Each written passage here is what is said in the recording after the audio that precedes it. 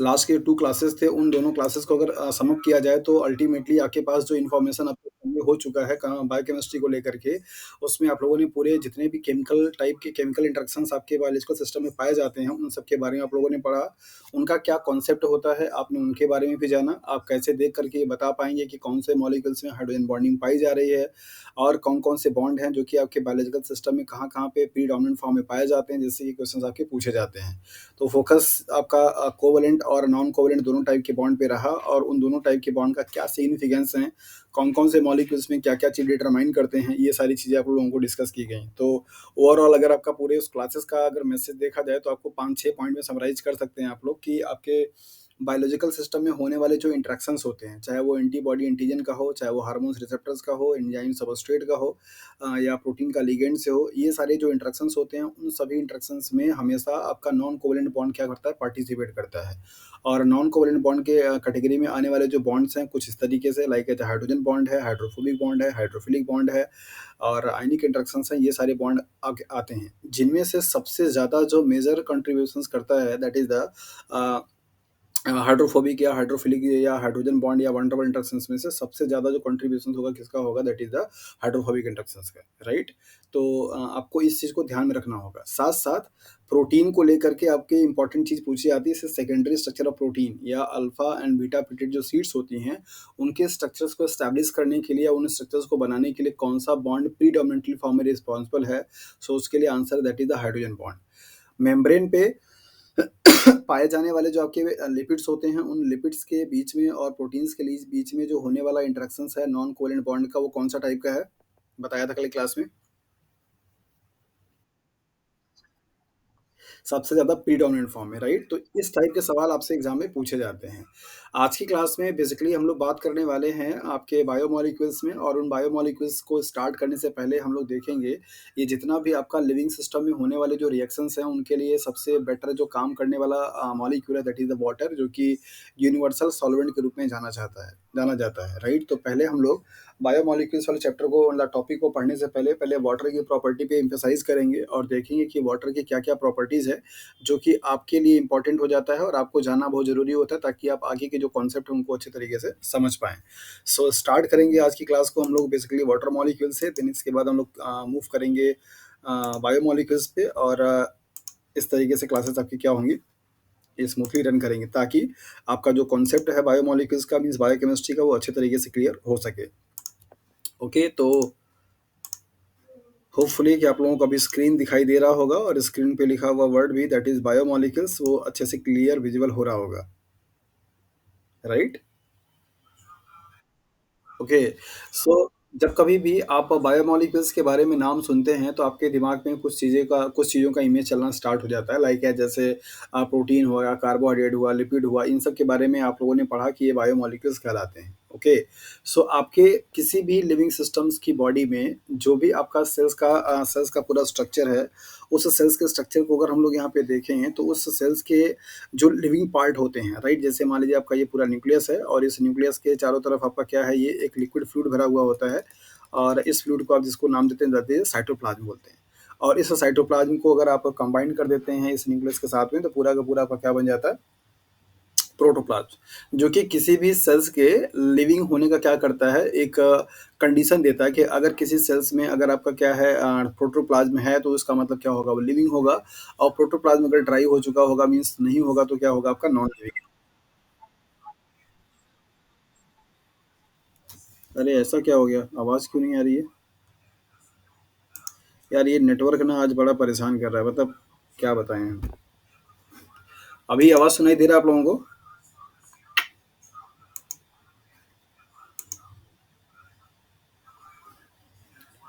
आवाज़ सुनाई नहीं दे रहा क्या मेरा?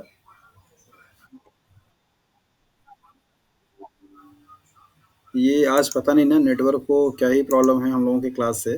ओके, सो हम लोग यहाँ पे बात कर रहे थे बेसिकली आपके बायोमॉलिक्यूल्स को लेकर के। सो बायोमॉलिक्यूल्स मीन्स व्हाट कि जब भी आप किसी भी सिस्टम का किसी भी टाइप के सेल्स की बात अगर आप करते हैं तो उनमें लिविंग और नॉन लिविंग को डिफरेंशिएट कैसे करते हैं। जैसे अगर आपके पास मान लीजिए एक ग्रोइंग प्लांट का स्टेम हो और एक ड्राइड प्लांट का स्टेम हो, सूखी हुई लकड़ी हो, अगर उन दोनों के सेल्स में अगर आप स्ट्रक्चरली देखना चाहेंगे तो आपको क्या कोई डिफरेंस दिखाई देगा? So answer is no. दोनों के ही स्ट्रक्चर आपके नॉर्मल दिखाई देंगे, सिर्फ़ वहाँ पे जो डिफरेंस होगा किसका होगा, दैट इज़ द प्रोटोप्लाज़्म का। ड्राइड वाली जो वुडी पार्ट होगा वहाँ पे भी आपके माइटोकॉन्ड्रिया, क्लोरोप्लास्ट, गोल्गी बॉडी ये सब भी दिखाई देंगे। जो आपका ग्रोइंग प्लांट का स्टेम का टीएस होगा वहाँ पे भी आपको ये दिखाई देंगे। लेकिन यहाँ पे जो एक्स्ट्रा चीज़ होगी जो कि इसको लाइव बनाती है, वो आपका क्या है, दैट इज़ अ प्रोटोप्लाज़्म है, राइट? तो प्रोटोप्लाज़्म किसी भी सेल्स का वो कंटेंट है जिसमें कि ढेर सारे मॉलिक्यूल्स क्या होते हैं, पाए जाते हैं, और वो सारे मॉलिक्यूल्स डायरेक्टली इनडायरेक्टली मिल करके उस सेल्स को वाइटल बनाने के लिए, मीन्स लिविंग बनाने के लिए रिक्वायर्ड जितने भी प्रोसेसेस होते हैं उन प्रोसेस को क्या करते हैं, रेगुलेट करते हैं और ऑपरेट करते हैं। तो ऐसे मॉलिक्यूल्स जो कि बायोलॉजिकल सिस्टम में पाए जाते हों, मीन्स बायोलॉजिकल सिस्टम में पाए जाने वाले जो सेल्स हैं वो पाए जाते हों, और उन मॉलिक्यूल्स की हेल्प से ही वो बायोलॉजिकल सिस्टम में होने वाले जो डिफरेंट डिफरेंट प्रोसेसेस हैं, लाइक एज उसका डेवलपमेंट हो रहा हो, लाइक एज उसका ऑर्गन का स्ट्रक्चर्स बन रहा हो, लाइक उसकी ग्रोथ हो रही हो, उसका सेल डिवाइड कर रहा हो, ये सारी चीज़ों को करने के लिए, ऑपरेट करने के लिए, कंट्रोल करने के लिए जिन मॉलिक्यूल्स की रिक्वायरमेंट है, उन मॉलिक्यूल्स को बेसिकली हम लोग क्या बोलते हैं, बायोमॉलिक्यूल्स के नाम से जाना जाता है। सो टेक्निकली अगर आप बायोमॉलिक्यूल्स को डिफाइन करना चाहते हैं तो आप बता सकते हैं कि एक ऐसा मॉलिक्यूल जो कि मीन्स ऐसे मॉलिक्यूल जो कि लिविंग सिस्टम में पाए जाते हैं और वो ऐसे प्रोसेसेस को कंट्रोल एंड कोऑर्डिनेट करते हैं या इन्वॉल्व होते हैं जो प्रोसेस उस लिविंग सिस्टम के लिए क्या है, इसेंशियल है, उसके ग्रोथ के लिए, उसके डेवलपमेंट के लिए, उसके डिवीजन के लिए, इन सारे प्रोसेस के लिए। सो all the chemical molecules present inside the living cells are required for the metabolic development and metabolic reactions and morphogenesis. All those processes are collectively known as the biomolecules. तो उन सभी molecules को हम लोग basically क्या बोलते हैं, that is the biomolecules के नाम से जाना जाता है। ओके। तो बायोमॉलिक्यूल्स का अगर आप यहाँ पे देखें तो बेसिकली अगर आप डिवीजन करें तो आपको पढ़ने को मिलता है कि बायोमॉलिक्यूल्स को दो कैटेगरी में डिवाइड किया जाता है, that is the macromolecules and micromolecules. ऐसे मॉलिक्यूल जिनकी क्वांटिटी और जिनका रिक्वायरमेंट आपके बॉडी में, आपके सेल्स में ज़्यादा होता है, उनको आप मैक्रोमॉलिक्यूल्स के नाम से जानते हैं। जिनका कंसंट्रेशन क्या हो, आपका ज़्यादा हो, या फिर जिनकी रिक्वायरमेंट ज़्यादा हो, उनको आप मैक्रोमॉलिक्यूल्स के नाम जानते हैं।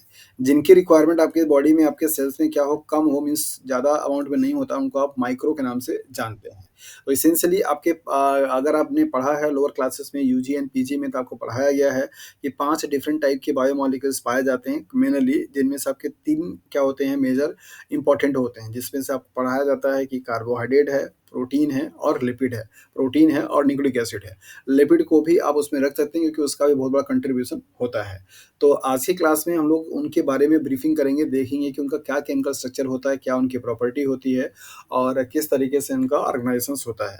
तो बायोमॉलिक्यूल्स को यहाँ पे आपको डिफाइन किया गया कि ऐसे मॉलिक्यूल्स जो कि एसेंशियल टू वन और more typically biological processes such as cell division, morphogenesis और development is collectively called as the biomolecules.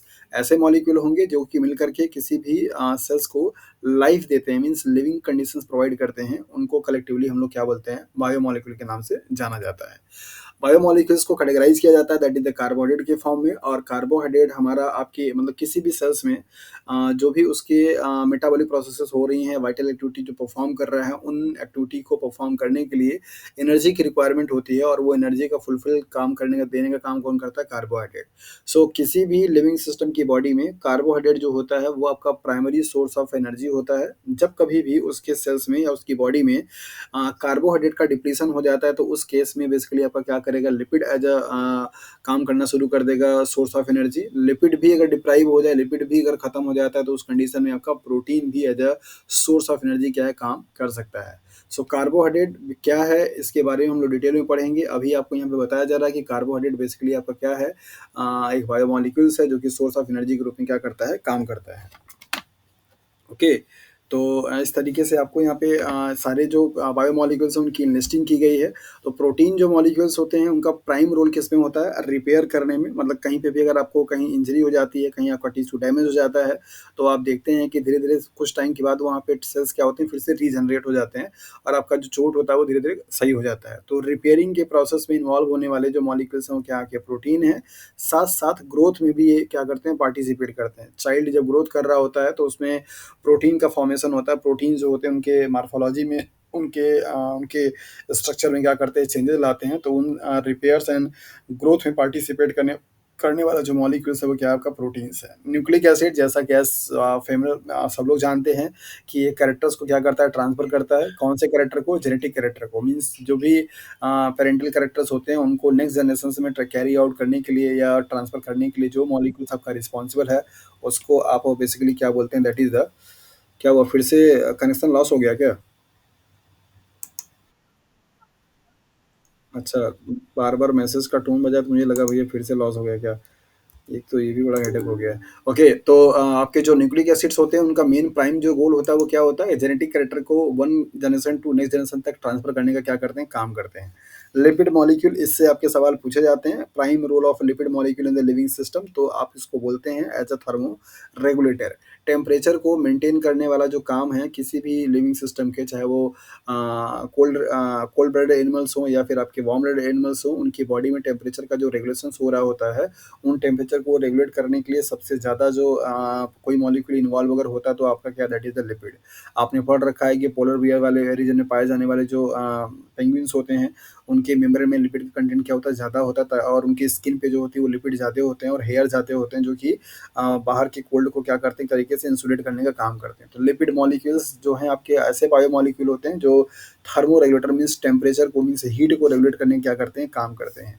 Enzymes जो कि basically most of the cases में क्या होते हैं प्रोटीनियस नेचर के होते हैं और इनका काम होता है बायोलॉजिकल सिस्टम में पाए जाने वाले जो भी केमिकल रिएक्शंस होते हैं उनको कैटालाइज करने के लिए कैटलिस्ट का काम करते हैं।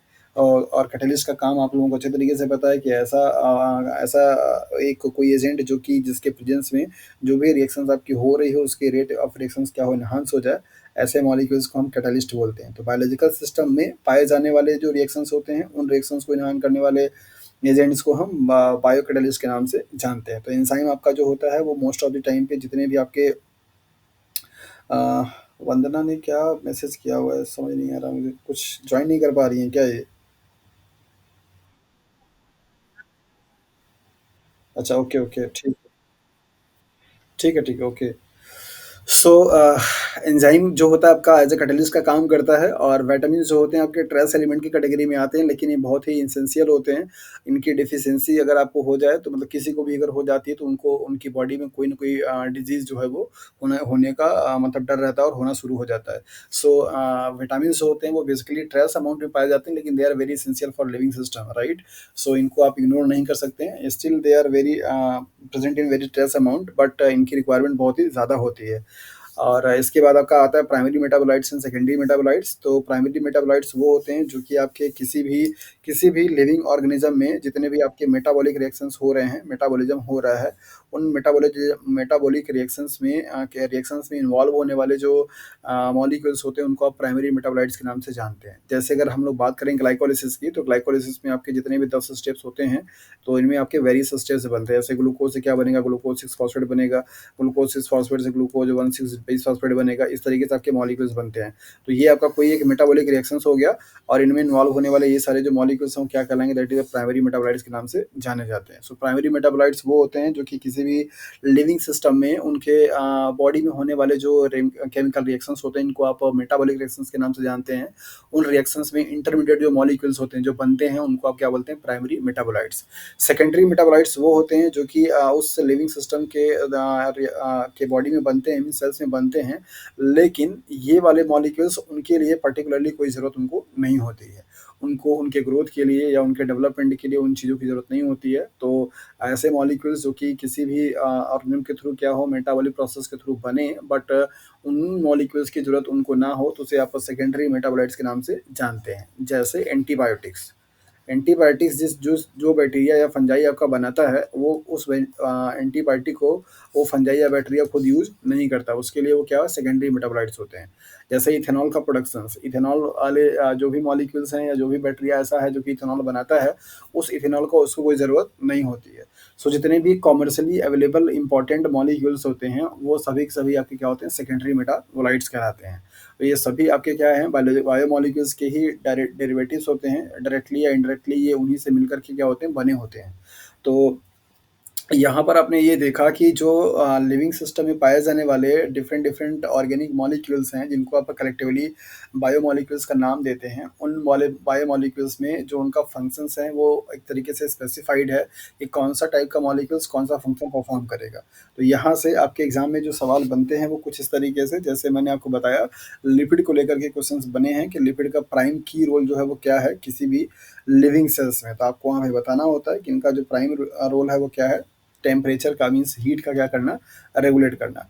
प्रोटीन से भी क्वेश्चन आपके आते हैं, अगर कोई टिश्यूज आपकी वहाँ पे डैमेज हो गई है और अगर आपको कोई कहीं पे चोट आ गई है, तो अगर उस चोट का रिपेयरिंग हो रही है, वो रिकवरी हो रही है, so just because of which of the following molecules. तो इस तरीके से क्वेश्चन आपके बनते हैं कि अगर आपको कहीं पे डैमेज हो गया, कोई टिश्यू आपकी डैमेज हो गई है और उन टिश्यू का रिपेयरिंग हो रही है, तो वो कौन सा मॉलिक्यूल है वहाँ पे जो कि जिसकी वजह से ये रिपेयरिंग हो पा रही है। तो आप उसके लिए आंसर करते हैं कि यहाँ पे रिपेयरिंग सिस्टम में इन्वॉल्व होने वाले जो मॉलिक्यूल है वो क्या है, आपके प्रोटीन्स होते हैं।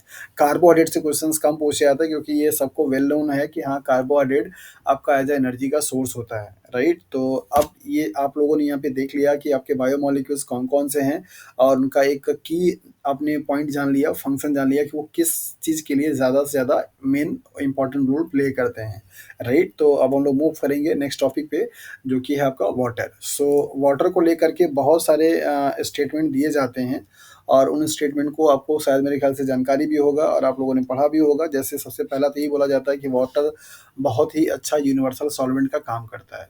लगभग ऑलमोस्ट सारे आपके इनऑर्गेनिक मॉलिक्यूल और आपके ऑलमोस्ट जो है ऑर्गेनिक मॉलिक्यूल जो होते हैं वो सॉल्युबल होते हैं, बहुत सारे को छोड़ करके, राइट। तो यूनिवर्सल सॉल्वेंट का मतलब ये होता है कि इसके जैसी जो अपने अंदर में किसी भी मॉलिक्यूल्स को सॉल्युबलाइज करने की टेंडेंसी है या कैपेबिलिटी है, वो बाकी किसी सॉल्वेंट में देखने को नहीं मिलता है, चाहे वो आपका ऑर्गेनिक हो, चाहे वो आपका इनऑर्गेनिक हो। तो वाटर को लेकर के बहुत सारे अच्छे-अच्छे कॉन्सेप्ट हैं और बहुत अच्छा आपसे यहाँ से एग्ज़ाम में सवाल भी पूछा जाता है। और चूँकि हम लोग अभी बायोकेमिस्ट्री पढ़ने जा रहे हैं और आपको वहाँ पे बायोमॉलिक्यूल्स आपको पढ़ना है, जहाँ पे आप बहुत सारे मॉलिक्यूल्स का रिएक्शंस भी देखेंगे, तो उसके लिए आपको वाटर का पढ़ना ज़रूरी है। कल के ही क्लास में आप लोगों ने देखा था कि वाटर आपकी बॉडी का 70% वेट क्या करता है, अ वेटेज रखता है। तो उन वाटर मॉलिक्यूल के बारे में आपको जानकारी होना बहुत ही ज़रूरी है। ओके, तो देखते हैं यहाँ पे कि क्या-क्या आपका वाटर का इम्पोर्टेंट फीचर्स हैं, जिनको लेकर के आप अच्छे तरीके से उनकी प्रॉपर्टी को एक्सप्लेन कर सकते हैं। तो सबसे पहला स्टेटमेंट यहाँ पे दिया गया कि वाटर जो होता है वो पोलर नेचर का होता है। तो आप यहाँ पे अगर वाटर का स्ट्रक्चर देखते हैं, तो आपको अच्छे तरीके से समझ में आता है कि ये H2O का एक केमिकल फॉर्मूला है, जहाँ पे 1 ऑक्सीजन और 2 क्या होते हैं, हाइड्रोजन होते हैं। बाकी आपका यहाँ पे क्या होता है, 2 लोन पेयर ऑफ इलेक्ट्रॉन होते हैं, इस तरीके से आप दिखाते हैं। और ये लोन पेयर ऑफ इलेक्ट्रॉन जो होता है आपका कैसा है, जो कि ऑक्सीजन के आउटर मोस्ट सेल में तो है, बट ये आपका बॉन्डिंग में पार्टिसिपेट नहीं कर सकता है। पोलर नेचर का मतलब यहाँ पे ये होता है कि ऑक्सीजन और हाइड्रोजन के बीच में बनने वाले जो बॉन्ड हैं, कोवैलेंट बॉन्ड, उन बॉन्ड की जो पोलैरिटी होती है, ऑक्सीजन हाइड्रोजन के कंपैरिजन में मोर इलेक्ट्रोनेगेटिव है। दैट इज़ व्हाई इलेक्ट्रॉन का जो शिफ्टिंग होता है वो कहाँ पे हो जाता है, ऑक्सीजन की तरफ हो जाता है और इसकी वजह से इस पे चार्ज क्या आएगा, पार्शियल नेगेटिव, और इस पे चार्ज क्या आता है, पार्शियल पॉजिटिव। सिमिलरली यहाँ पे भी आपका क्या दिखाई देगा, पार्शियल पॉजिटिव और यहाँ पे पार्शियल नेगेटिव। तो चूंकि इस बॉन्ड के जो इलेक्ट्रॉन है, जो इस बॉन्ड में इलेक्ट्रॉन पार्टिसिपेट किए हुए हैं, इनका ओरिएंटेशन सिमेट्रिकल नहीं है, दैट मीन्स एक्सिस पे नहीं है। दैट इज़ वाई आप इनको असिमेट्रिकल मॉलिक्यूल के नाम से भी जानते हैं या इनकी बॉन्ड को पोलर नेचर के नाम से आप जानते हैं। तो इन मॉलिक्यूल्स के पास, मीन्स वाटर मॉलिक्यूल में पाए जाने वाले हाइड्रोजन और ऑक्सीजन, इनके बीच का जो बॉन्ड है वो कैसा है, आपका पोलर होता है। तो किसी भी मॉलिक्यूल्स का जो पोलरिटी होती है, आप उसे डाइपोल मोमेंट से क्या करते हैं, मेजरमेंट करते हैं। तो डाइपोल मोमेंट की वैल्यू अगर आपकी 0 हो जाती है, तो उसको आप क्या बोलते हैं, नॉन पोलर। अगर डाइपोल मोमेंट की वैल्यू क्या हो, आपका 0 हो, तो उसको आप क्या बोलेंगे, नॉन पोलर बोलेंगे। और अगर आपका डाइपोल मोमेंट की वैल्यू अदर देन क्या हो, 0 हो, तो उसको आप क्या बोलेंगे, दैट इज़ अ पोलर बोलते हैं। तो इस वाटर मॉलिक्यूल के लिए डाइपोल मोमेंट की वैल्यू क्या है, आती है, मतलब डाइपोल मोमेंट होता है, इसका मतलब ये क्या है, आपका पोलर नेचर होता है, राइट। इस पोलर नेचर होने का रीज़न क्या है, ये आपने यहाँ पे देख लिया कि चूँकि ऑक्सीजन और हाइड्रोजन में इलेक्ट्रोनेगेटिविटी का क्या है, डिफरेंस है, और जिसकी वजह से जो बॉन्ड है वो आपका सिमेट्रिकल नहीं है। दैट मीन्स जो इलेक्ट्रॉन्स हैं वो एक एक्सिस पे नहीं है, कहीं एक तरफ ज़्यादा है, एक तरफ क्या है आपके कम है। इलेक्ट्रॉन का जो क्लाउड है वो ऑक्सीजन की तरफ क्या है ज़्यादा है as compare to the hydrogen के। That is why oxygen bear negative charge while hydrogen bears positive charge. So whenever a molecules in a molecule two elements combine to a chemical bond having different poles, different charge, that is why they called dipole. That means there are two poles, that is positive one and negative one. So इस तरीके से आप इस molecules को dipole molecule या polar molecule के नाम से जानते हैं। So पहली प्रॉपर्टी आपको बताएगी कि वाटर क्या है आपका एक पोलर मॉलिक्यूल है, कैसा, क्योंकि यहाँ पे हाइड्रोजन और ऑक्सीजन है। नेक्स्ट स्टेटमेंट ये है कि ऑल्सो इनको हम बोलते हैं यूनिवर्सल सॉल्वेंट के रूप में। तो कभी कभी आपसे पूछा जाता है ये जो यूनिवर्सल सॉल्वेंट की प्रॉपर्टी वाटर के पास होती है, इसके लिए रिस्पॉन्सिबल जो फैक्टर है वो क्या है, कौन सी ऐसी प्रॉपर्टी है जो कि वाटर को एक यूनिवर्सल सॉल्वेंट बनाता है, राइट। तो यहाँ पर आपको देखना होगा कि ये जो वाटर मॉलिक्यूल होते हैं उनका नेचर कैसा है, पोलर है, और एक प्रॉपर्टी होती है डाइलेक्ट्रिक कांस्टेंट। क्या होता है, डाइलेक्ट्रिक कांस्टेंट। डाइलेक्ट्रिक कांस्टेंट को आप समझ सकते हैं कि एक ऐसी प्रॉपर्टी जिसकी वजह से कोई भी मॉलिक्यूल्स अगर उस चीज़ में डाला जाए तो उसको क्या करे, आयोनाइज कर दे, मतलब उसके पास चार्ज हो। डाइलेक्ट्रिक कांस्टेंट का मतलब होता है उसके पास चार्ज होल्ड करने की कैपेसिटी हो, और उस चार्ज की वजह से फर्दर कोई भी मॉलिक्यूल्स अगर उस वाले कंपाउंड में अगर डाला जा रहा हो तो उस पर क्या करे, चार्ज क्रिएट करे और उसको आयोनाइज कर दे। ऐसी प्रॉपर्टी को आप बोलते हैं डाइलेक्ट्रिक कांस्टेंट। जितना ज़्यादा किसी भी मॉलिक्यूल्स का डाइलेक्ट्रिक कांस्टेंट की वैल्यू होती है, उतना ज़्यादा उसके पास एबिलिटी होगा कि वो दूसरे मॉलिक्यूल्स को आयोनाइज कर पाएगा। और अगर कोई मॉलिक्यूल्स वाटर में जाने के बाद आयोनाइज हो जाता है तो वो उसका मतलब वाटर में क्या होगा, सॉल्युबल होगा। तो इस यूनिवर्सल सॉल्वेंट को की प्रॉपर्टी को बनाने के लिए वाटर के पास जो चीज़ है वो क्या है, दैट इज द पोलैरिटी। क्या है, पोलैरिटी। चूंकि यहाँ पे पोलर है, दैट मीन्स यहाँ पे आपने देखा कि इसके पास दो आपके पोल्स हैं, एक पॉजिटिव और एक नेगेटिव। इस पोलैरिटी की वजह से यहाँ पे चार्जेस का क्या होता है, डिफरेंस होता है। तो जब भी कोई दूसरा मॉलिक्यूल्स यहाँ पर आता है तो ये जो आपके इलेक्ट्रिक चार्ज को कंटेन करने वाला एटम्स एंड आयंस यहाँ पे दिखाई दे रहे हैं, ये दूसरे वाले मॉलिक्यूल्स को भी क्या करते हैं, आयनाइज करते हैं, मतलब उनको भी क्या करते हैं, चार्ज क्रिएट करते हैं, जिसकी वजह से most of the chemical compound water में क्या होते हैं, सॉल्युबल हो जाते हैं। सो आपके एग्जाम्स में क्वेश्चंस पूछे जाते हैं कि water is also known as universal solvent just because of which are the following property, किसकी वजह से ये यूनिवर्सल सॉल्वेंट का क्या करता है, काम करता है। तो यहाँ पे मैंने आपको दो पॉइंट बताया। पहला कि इनकी जो पोलैरिटी होती है, दैट मीन्स जिनकी वजह से ये पोलर होते हैं, तो पोलर होने का मतलब इनके पास क्या है, चार्ज है, और चार्ज को होल्ड करने की कैपेसिटी को बोलते हैं डाइलेक्ट्रिक कांस्टेंट। तो इनके पास हाई डाइलेक्ट्रिक कांस्टेंट की वैल्यू होती है और ये पोलर नेचर के होते हैं। तो इनकी वजह से इस मॉलिक्यूल्स के पास ये एबिलिटी है कि ये मैक्सिमम मॉलिक्यूल्स को क्या कर सकता है, जब कभी भी वाटर में आप डिसॉल्व करेंगे तो उनको आयनाइज कर सकता है और उनको सॉल्युबल क्या करेगा, बनाएगा। दैट इज वाई आप वाटर को यूनिवर्सल सॉल्वेंट के नाम से जानते हैं। The excellent dissolving capability of water is due to its polarity.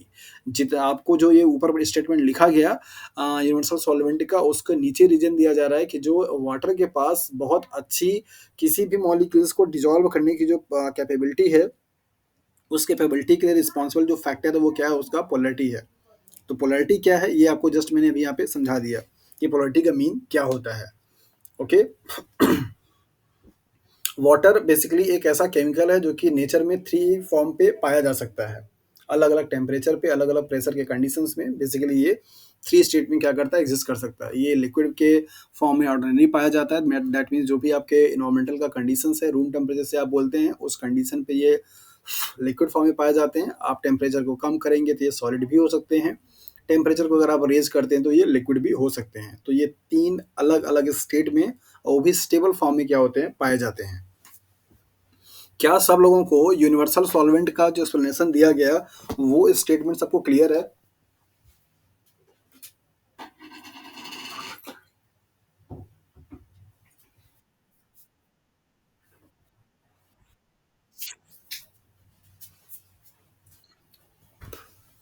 अगर किसी को भी डाउट हो यहाँ पे कि यूनिवर्सल सॉल्वेंट वाटर को क्यों बोला जाता है तो प्लीज आप लोग बताइए, उसको थोड़ा मैं और अच्छे से और लो लेवल पे एक्सप्लेन करने की कोशिश करूंगा।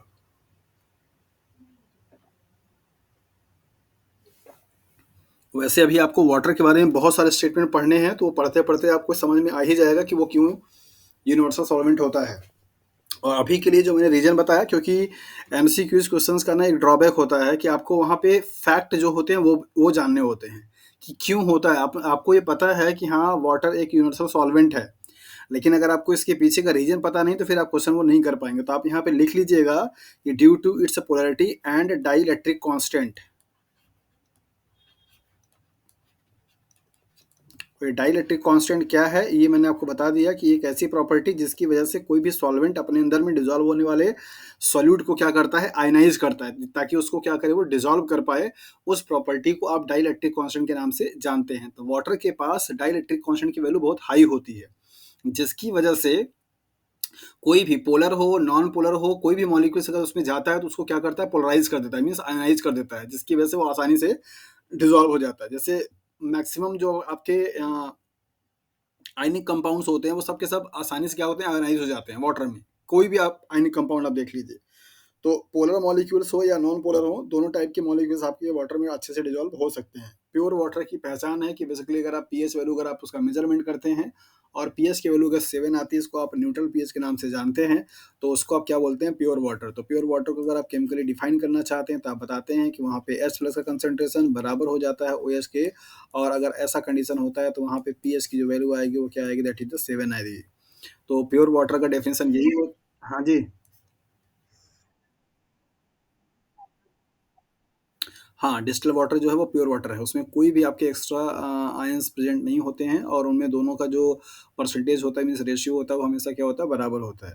तो पीएच वैल्यू के बेसिस पे मेज़रमेंट किया जाता है और आपको बताया जाता है। तो ऐसे मतलब ऐसे वाटर मॉलिक्यू का वाटर जो कि न्यूट्रल हैं, दैट मीन्स प्योर फॉर्म में होते हैं, तो उनका पीएच कितना होगा, आपका न्यूट्रल होगा, जिसकी वैल्यू क्या होती है, 7 होती है। नेक्स्ट स्टेटमेंट आपको दिया जा रहा है, ये आपके एग्जाम में कई बार ऑप्शंस में आते हैं। राइट और रॉन्ग करके स्टेटमेंट दिया जाएगा, उसमें सबको स्टेटमेंट बताना रहता है। Water has highest latent heat of vaporization. Right, water molecule के पास highest latent heat of vaporization होता है। इस चीज को आप अच्छे से स्टार लगा लीजिएगा। तो यहाँ पे हम लोग देखेंगे कि सबसे पहले लेटेंट हीट क्या होता है, देन इसके बाद देखेंगे वेपराइजेशन का कॉन्सेप्ट क्या होता है। अगर आपको यहाँ पे दिया जाए कि सपोज आपके पास एक ऐसे कंटेनर है और इसमें आपको क्या है, वाटर भरा हुआ है, राइट, और यहाँ से आप नीचे से क्या कर रहे हैं, फ्लेम दे रहे हैं, मतलब हीट दे रहे हैं, यहाँ पे आप गर्म कर रहे हैं इसको।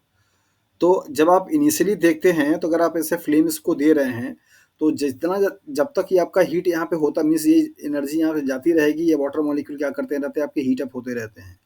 तो ये हीट का कॉन्सिक्वेंस क्या होता है, अगर आप हीट को कंटिन्यूअसली अगर आप बढ़ाते रहेंगे, मतलब कंटिन्यूअसली मान लीजिए अगर आप 1 घंटा देते रहेंगे, तो क्या टेम्परेचर लगातार कंटिन्यूअसली बढ़ता रहेगा। जैसे इनिशियली आपने टेम्परेचर दिया तो हीट की वजह से मतलब वहाँ पे वाटर का टेम्परेचर क्या किया, रेज किया। लेकिन अगर वो हीट अगर आप 1 घंटा 2 घंटा कंटिन्यूअसली अगर आप देते रहेंगे, तो क्या उस वाटर का टेम्परेचर हमेशा रेज करता रहेगा, क्या होगा, मतलब बेसिकली मैं जानना ये चाह रहा हूँ कि अगर आप ये जो हीट का यहाँ पे ड्यूरेशन है, वो आप हीट का ड्यूरेशन मान लीजिए 10 घंटे अगर आप देते हैं, 10 आवर्स, तो इस वाटर मॉलिक्यूल के साथ में क्या होगा, बताइए।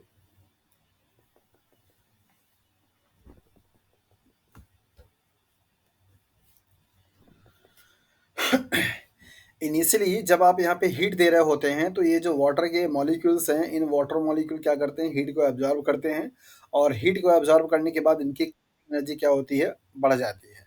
तो जो वाटर मॉलिक्यूल आपके यहाँ पे बॉटम पे होते हैं, चूंकि वो हीट को डायरेक्टली पहले एब्जॉर्ब करते हैं, इनकी काइनेटिक एनर्जी बढ़ती है, तो ये क्या करते हैं, मूव करके ऊपर जाते हैं। जो मॉलिक्यूल्स आपके यहाँ ऊपर पे होते हैं, तो चूंकि इनकी एनर्जी क्या होती है, कम होती है, तो ये क्या करते हैं, नीचे की तरफ आते हैं।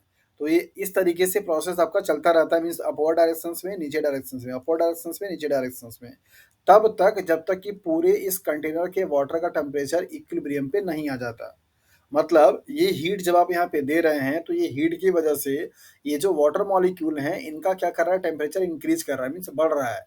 और बढ़ते बढ़ते बढ़ते बढ़ते ये तब तक बढ़ता रहेगा जब तक कि पूरे के पूरे वाटर का कंटेनर का टेम्परेचर एक जैसा, मीन्स यूनिफॉर्म नहीं हो जाता है।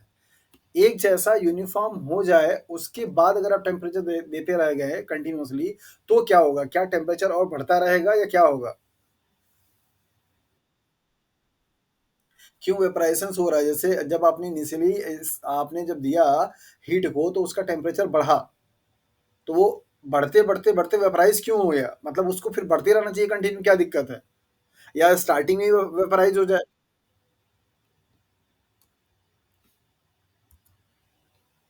अरे यार! ये कनेक्शन का बड़ा प्रॉब्लम है। मेरी आवाज़ सुनाई दे रही है आप लोगों को? अच्छा, तब फिर ठीक है।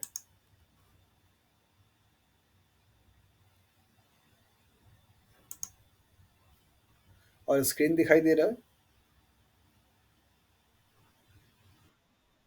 ओके, क्या हो गया यार?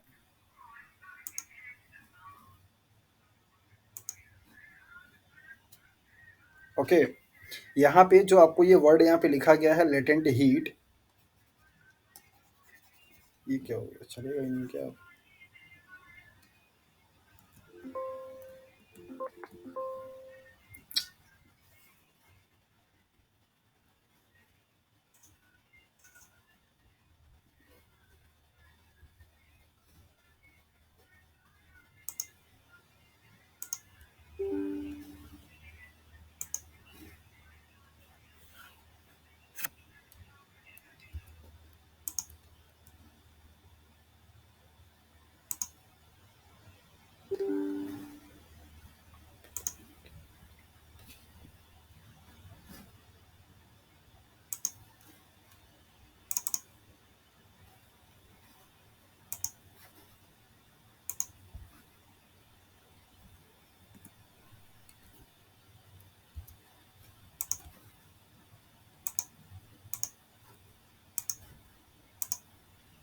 ओके, अभी मेरे ख्याल से सही दिख रहा होगा।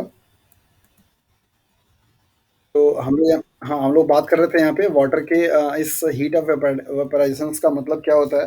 तो नॉर्मली आप यहाँ पे देखिए कि जब कभी भी आप वाटर को इनिशियली जब आप टेम्परेचर देते हैं, तो वो जो वाटर के मॉलिक्यूल्स होते हैं वो हीट को क्या करते हैं, एब्जॉर्ब करते हैं, राइट। वो तब तक हीट को एब्जॉर्ब करते रहते हैं जब तक कि किसी भी लिक्विड का जो आपका वेपराइज करने वाला जो टेम्परेचर होता है तब तक, जब तक वो मीट ना कर जाए। जैसे ही वो टेम्परेचर आपका मीट कर जाता है, उसके बाद अगर आप टेम्परेचर को बढ़ाते रहते हैं तो उस टेम्परेचर की वजह से कोई भी उन वाटर मॉलिक्यूल्स के या किसी भी मॉलिक्यूल का जो टेम्परेचर होता है उनमें कोई चेंजेस नहीं आता है। अब पूरे वाटर मॉलिक्यूल का टेम्परेचर आपका क्या हो चुका है, 100 डिग्री सेल्सियस हो चुका है। उसके बाद आप जो भी हीट दे रहे हैं, वो सारा का सारा हीट आपका उस वाटर मॉलिक्यूल को एक फेज से दूसरे फेज में क्या हो रहा है, चेंज करने में लग जा रहा है।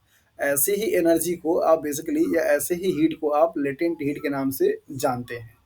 सो हीट ऑफ वेपराइजेशंस का मतलब ये हुआ कि ऐसा हीट या ऐसा टेम्परेचर जो कि वाटर के लिक्विड फॉर्म को गैसियस फॉर्म में कन्वर्ट करने के लिए लगे, उसको आप हीट ऑफ वेपराइजेशंस के नाम से जानते हैं।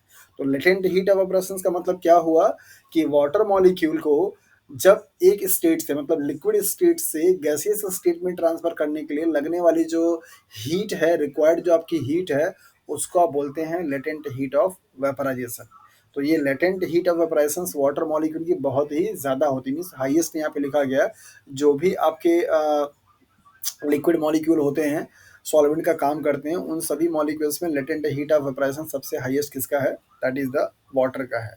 आप इसको डिफाइन करते हैं कि 1 ग्राम लिक्विड को, 1 ग्राम वाटर के लिक्विड फॉर्म को अगर आपको वेपराइज करके गैसियस फॉर्म में कन्वर्ट करना है, तो उसमें लगने वाली जो रिक्वायर्ड हीट होती है उसको आप लेटेंट हीट ऑफ वेपराइजेशन के नाम से जानते हैं। हाँ, बताइए क्या बोल रही थी?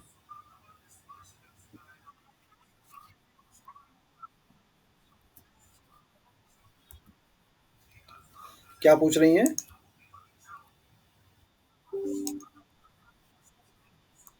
हाँ, हाँ।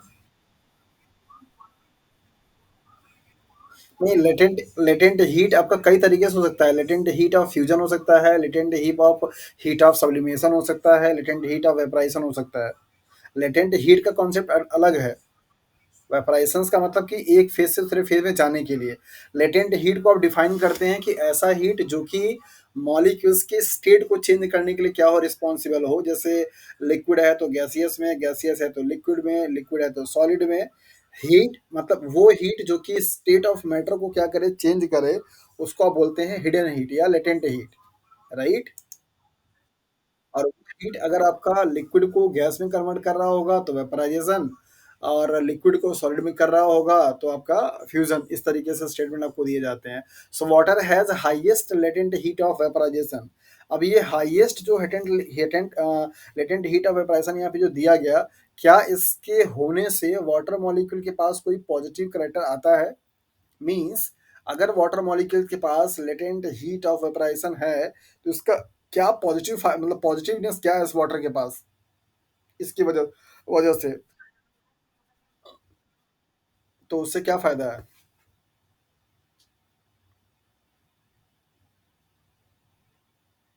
बताइए। ये लेटेंट हीट ऑफ वेपराइजेशन का मतलब समझ में आया। ये आपको यहाँ पे बताया गया कि सपोज कीजिए ये लिक्विड वाटर के ड्रॉप हैं, मतलब वाटर लिक्विड है ये, लिक्विड वाटर, और इसको क्या करना है, वेपर के फॉर्म में कन्वर्ट होना है, गैसेस के फॉर्म में। इसी को यहाँ से चेंज करने के लिए जितनी हीट की रिक्वायरमेंट होती है उसको आप बोलते हैं लेटेंट हीट ऑफ वेपराइजेशन। तो मेरा सवाल ये है कि वाटर के पास highest latent heat of vaporization है, इसका पॉजिटिवनेस क्या है?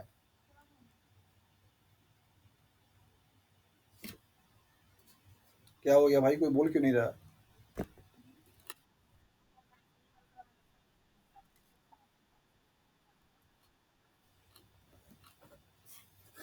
ओके, और कोई बताइए भाई फटाफट।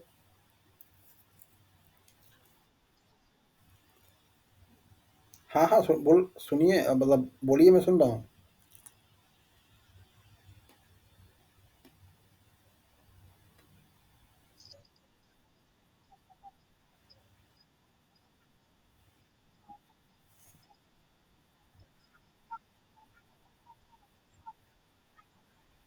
हम्म।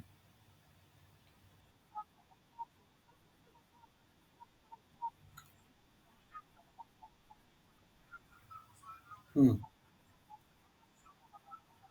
हम्म।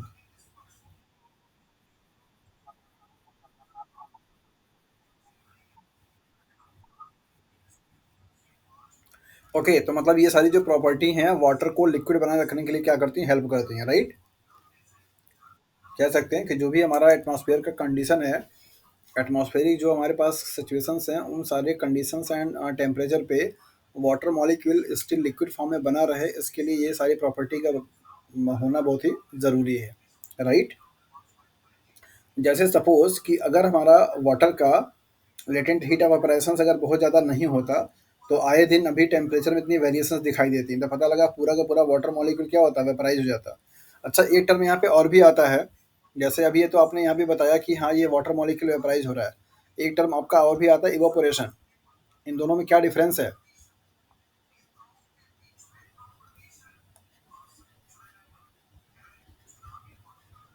इवापोरेशन एंड वेपराइजेशन, दोनों में ही आपका लिक्विड स्टेट जो होता है वो गैसियस फॉर्म में क्या हो रहा है, कन्वर्ट हो रहा है।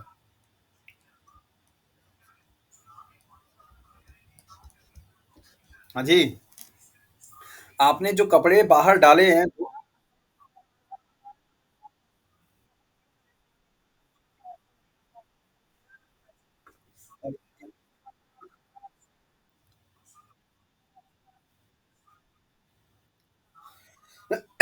आपके जो कपड़े सूखते हैं वो कपड़े सूखने के लिए प्रोसेस जो रिस्पॉन्सिबल है क्या है, वेपराइजेशन है या इवापोरेशन है?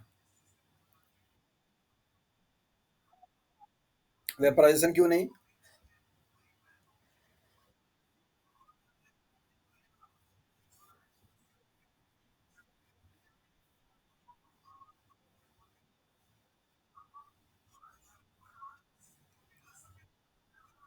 अच्छा, क्या इवापोरेशन होने के लिए वाटर मॉलिक्यूल्स को 100 डिग्री सेल्सियस पे जाना जरूरी है? तो भैया मेरे, मुझे आप ये बताइए कि जब ये 100 डिग्री के पहले ही गैसियस फॉर्म में कन्वर्ट हो जा रहा है तो फिर इसको हम लोग क्यों बोलते हैं कि 100 डिग्री पे ही गैसियस फॉर्म में आएगा? इवापोरेशन के प्रोसेस में भी आप ये पढ़ते हैं कि वाटर मॉलिक्यूल जो होते हैं लिक्विड से गैसेस में जाते हैं। वेपराइजेशन में भी आप ये पढ़ते हैं कि लिक्विड से गैसेस में जाता है। आप ये भी जानते हैं कि हाँ लिक्विड मॉलिक्यूल मतलब जो वाटर है वो हमेशा 100 डिग्री सेल्सियस टेम्परेचर पे आने के बाद ही गैसेस फॉर्म में जाएगा। तो आप मुझे जरा ये बता दीजिए कि इवापोरेशन की प्रोसेस में टेम्परेचर कितना होना चाहिए, कितना होता है?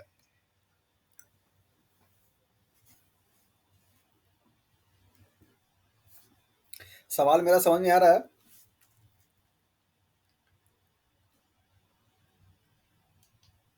हाँ जी।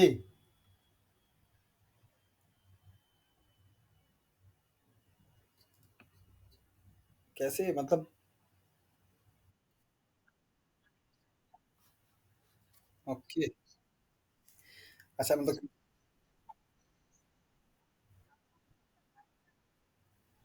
हम तो कंटिन्यू बोल रहे हैं, उधर से आवाज बहुत हमें लेट रिस्पॉन्स मिल रहा है, मतलब मैं 4 6 10 वर्ड बोल दे रहा हूँ तब कोई एक आवाज आ रही है। अच्छा ठीक है। अच्छा ठीक है, ठीक है, अभी हम समझ गए कि आप लोगों को क्वेश्चंस मेरा समझ आ गया, लेकिन उसका आंसर प्रॉपर आप लोगों के पास मतलब अभी दिमाग में नहीं आ पा रहा, राइट? तो ये दोनों फिनोमेना हम लोगों ने पढ़ा हुआ है, उन दोनों को रिलेट करके भी हम लोग यहाँ पे बात कर रहे थे। इवापोरेशन की प्रोसेस भी हम लोगों ने पढ़ा है, वेपोराइजेशन की प्रोसेस भी हम लोगों ने पढ़ा है, ओके। और सवाल मेरा ये था कि बेसिकली अगर आपका ये 100 डिग्री सेल्सियस टेम्परेचर पे होता है तो फिर ये यहाँ पे इसका भी टेम्परेचर क्या होना चाहिए, या कम होता है या ज़्यादा होता है?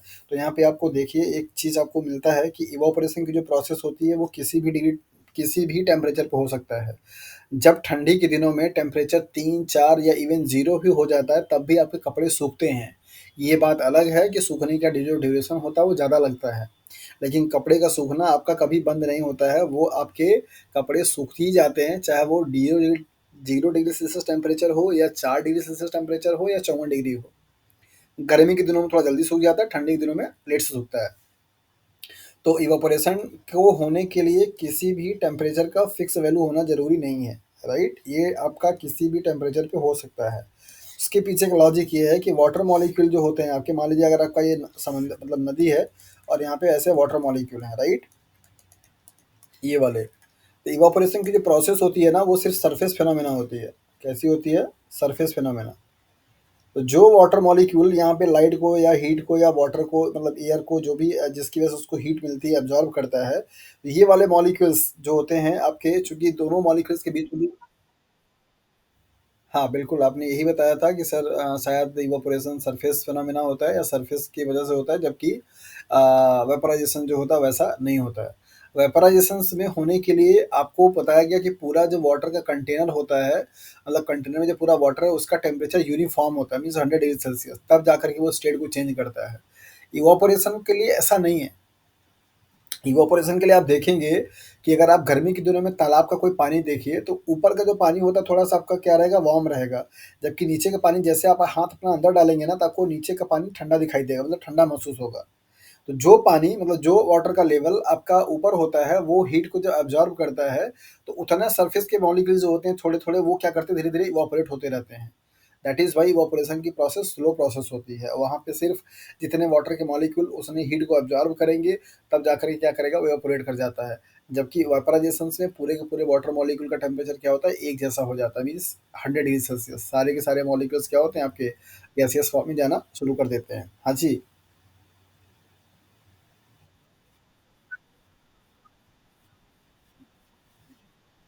बिल्कुल। सरफेस के जो मॉलिक्यूल्स होते हैं ना, देखिए वाटर मॉलिक्यूल्स के बीच में इंटरेक्शंस बहुत वीक होते हैं। ये जो 100 डिग्री सेल्सियस आता है ना, वो इसलिए आता है क्योंकि आपने वाटर का जो कंटेंट लिया है वो पूरा का पूरा को गर्म करना है, राइट? पूरे वाटर मॉलिक्यूल का टेम्परेचर आपको एक बनाना होता है तब जाकर के वो मॉलिक्यूल्स, जैसे जब आप इनिशियली यहाँ पे टेम्परेचर नीचे से दे रहे होते हैं तो हीट क्या होता है, एक मॉलिक्यूल से दूसरे मॉलिक्यूल में ट्रांसफर होता है by the collision. Kinetic energy की वजह से यहाँ पे क्या कहते हैं, टकराते रहते हैं, तब जाके यहाँ पे हीट आपका डिसिफर हो जाता है। ये मॉलिक्यूल्स, सपोज कीजिए ये लिक्विड आपका है, आपने यहाँ पे ढेर सारे वाटर मॉलिक्यूल इस तरीके से प्रेजेंट हैं, आपने यहाँ पे हीट देना शुरू किया, राइट? हीट की वजह से मान लीजिए ये वाटर मॉलिक्यूल क्या किया, हीट को ऑब्जर्व किया, ये मूव करके जाना चाह रहा है बाहर की तरफ ऊपर उड़ने के लिए। जितने यहाँ पे अलग मॉलिक्यूल्स हुए क्या करता है, टकरा जाता है, टकराने से की एनर्जी क्या होती है, लॉस हो जाती है। तो फिर से क्या करेगा, हीट को ऑब्जर्व करेगा, ये प्रोसेस होता रहता है। जबकि इवापोरेशन की प्रोसेस में ऐसा कुछ नहीं होता। नीचे के मॉलिक्यूल सब एकदम स्टेबल बने हुए हैं, ऊपर वाला मॉलिक्यूल जो हीट को ऑब्जर्व किया इस तुरंत उड़ गया आपका, उसको किसी का रुकना नहीं है। दैट इज वाई इवापोरेशन की प्रोसेस सारे टेम्परेचर पे होती रहती है, हो सकती है। जबकि इवापोरेशन की प्रोसेस हमेशा 100 डिग्री सेल्सियस अटेंड करने के बाद ही होगी। ये आप ध्यान दीजिएगा। इवोपोरेशन की प्रोसेस टेम्परेचर वेरिएशंस होती है, ज़्यादा टेम्परेचर कुछ भी आपका हो सकता है, 0 हो, 2 हो, 4 हो, सब पे आपका इवेपोरेशन हो सकते हैं। वेपराइज़ेशन हमेशा सिर्फ़ और सिर्फ़ 100 डिग्री सेल्सियस पे ही होगा अगर आप वाटर की बात कर रहे हैं तो। तो वो इवापोरेशन सरफेस फिनोमेना है, वेपराइजेशन बल्क फिनोमेना है। इसमें सारे मॉलिक्यूल्स का टेम्परेचर एक जैसा होता है। अब इवापोरेशन में सारे मॉलिक्यूल का टेम्परेचर एक जैसा नहीं होता है। तो हम लोग यहाँ पे बात कर रहे थे लेटेंट हीट ऑफ वेपराइजेशन का कि वाटर मॉलिक्यूल के पास लेटेंट हीट ऑफ वेपराइजेशन अगर ज़्यादा है, तो उसका फ़ायदा हमारा ये है कि मैक्सिमम कंडीशंस में वाटर आपका क्या करेगा, लिक्विड फॉर्म में बना रहेगा, गैसियस फॉर्म में नहीं जाएगा, और ये जो कि हमारे लिए बहुत ही ज़रूरी है। दैट इज़ वाई हम देख पा रहे हैं कि हमारे आसपास में जो भी लिक्विड है वो नॉर्मल तरीके से लिक्विड फॉर्म में बना हुआ है। नेक्स्ट यहाँ पे है high water has high latent heat of fusion.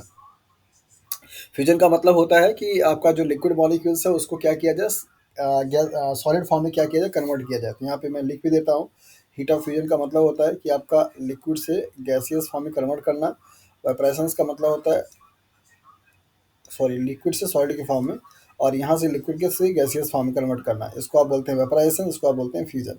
तो जब कभी भी आप लिक्विड को, मतलब वाटर मॉलिक्यूल्स को जब आप आइस बना रहे होते हैं, मतलब आप सॉलिड बना रहे होते हैं, तो वहाँ पे आपका जो एनर्जी रिलीज होती है उसको आप क्या बोलते हैं, that is the heat of fusion. एक सवाल है मेरा आप सब लोगों से कि मान लीजिए आप सबके पास क्या है, फ्रिज है, राइट, और फ्रिज के डोर को आपने क्या किया, ओपन कर दिया पूरे रात भर, और कमरा आपने पूरा क्या किया, बंद कर दिया। इस तरीके से डोर उसमें लॉक है, विंडो सारी बंद है, हीट का जो आपका डोर था उसको आप हीटर फ्रिज का उसको आपने ओपन कर दिया।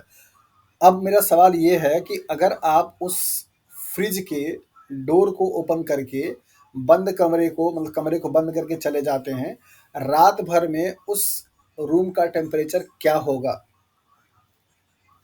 रूम ठंडा रहेगा, रूम गर्म रहेगा, रूम बहुत ज़्यादा हीट हो जाएगा, या रूम बहुत ज़्यादा कोल्ड हो जाएगा?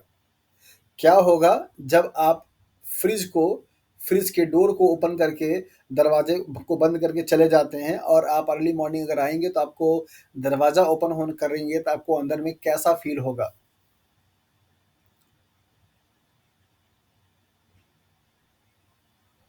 बताइए।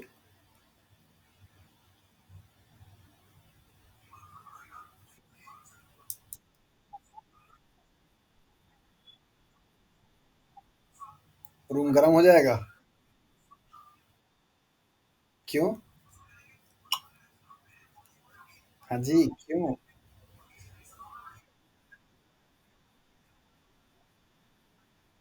फ्रिज रूम को फ्रिज हीट का एग्जॉस्ट करता है?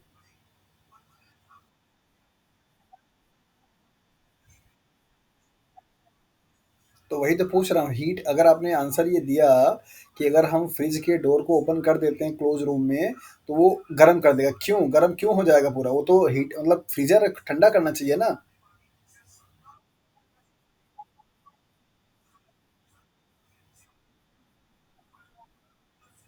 रूम का टेम्परेचर ज्यादा होता है, मतलब समझा नहीं मैं। मेरा सवाल सिर्फ सिंपल सा मेरा सवाल सिर्फ सिंपल सा है, पूछा कि अगर आपने फ्रिज को खोल के छोड़ दिया है रूम में, तो रूम का टेम्परेचर आपने बताया कि बढ़ेगा, क्यों बढ़ेगा?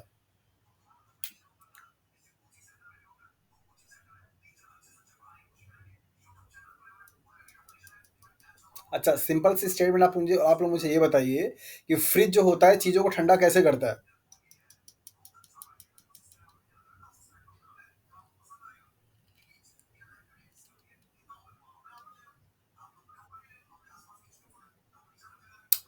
अच्छा ठीक है, मटके में पानी ठंडा क्यों हो जाता है?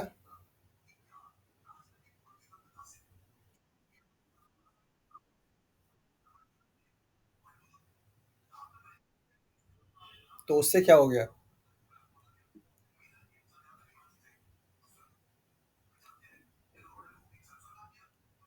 एक्चुअल में हो क्या रहा है, चाहे वो ठंड मटके की बात करें, चाहे वो फ्रिज की बात करें, कोई भी मटेरियल अगर आप फ्रिज के इनसाइड में रखते हैं तो वो ठंडा हो जाता है, ऐसा क्यों? ऐसे ही सवाल आपके सीएसआईआर में पूछे, ये सवाल जो मैंने आपको पूछा ना, ये सीएसआईआर में पूछा जा चुका है कि अगर आप फ्रिज के डोर को ओपन कर दिए, छोड़ देते हैं रात भर रूम लॉक करके यहाँ पे टर्म देखिए लिखा हुआ था, दैट इज़ व्हाई मैंने ये सवाल पूछा। मैं जब भी कोई सवाल पूछता हूँ ना, तो ये जो टॉपिक पढ़ा रहा था ना, उससे रिलेवेंट रहते हैं। आपने अगर यहाँ पे ध्यान दिया होता, तो शायद आपको तुरंत का तुरंत समझ में आ जाता। किसी भी मॉलिक्यूल्स को ठंडा करने के लिए, उस मॉलिक्यूल्स की जो हीट होती है ना, उसको निकालनी पड़ती है। मटके में पानी ठंडा क्यों हो जाता है? क्योंकि वाटर मॉलिक्यूल के जो हीट्स होते हैं ना, वो आपकी हीट उस पोर्स से निकल जाते हैं, डिसिफर हो जाते हैं। दैट इज़ व्हाई वो पूरा का पूरा आपका पानी ठंडा हो जाता है। हाँ जी, बताइए।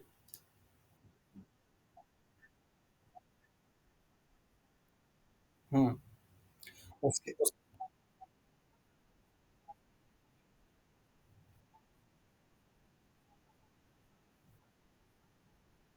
हाँ, मटके का मटके का सरफेस मटके का सरफेस गरम इसलिए क्योंकि उसके अंदर जो पानी है ना, उसका टेम्परेचर ठंडा हो चुका है। उसने पूरा का पूरा हीट, एक्चुअली हीट कहीं स्टोर नहीं हो पाती है ना, हीट डेसिफर हो जाती है। जो वाटर मॉलिक्यूल के पास हीट था, वो सारा का सारा हीट उसने रिलीज़ कर दिया। फ्रिज भी आपका वही काम करता है, दैट इज़ व्हाई फ्रिज के एग्ज़ॉस्टर से हीट निकलती रहती है।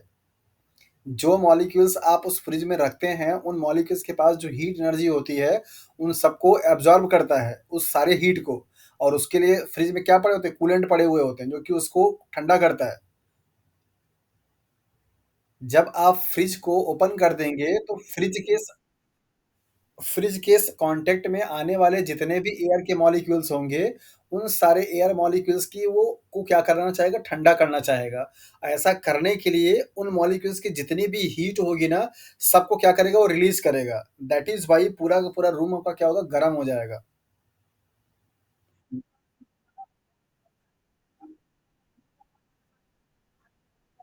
हुँ।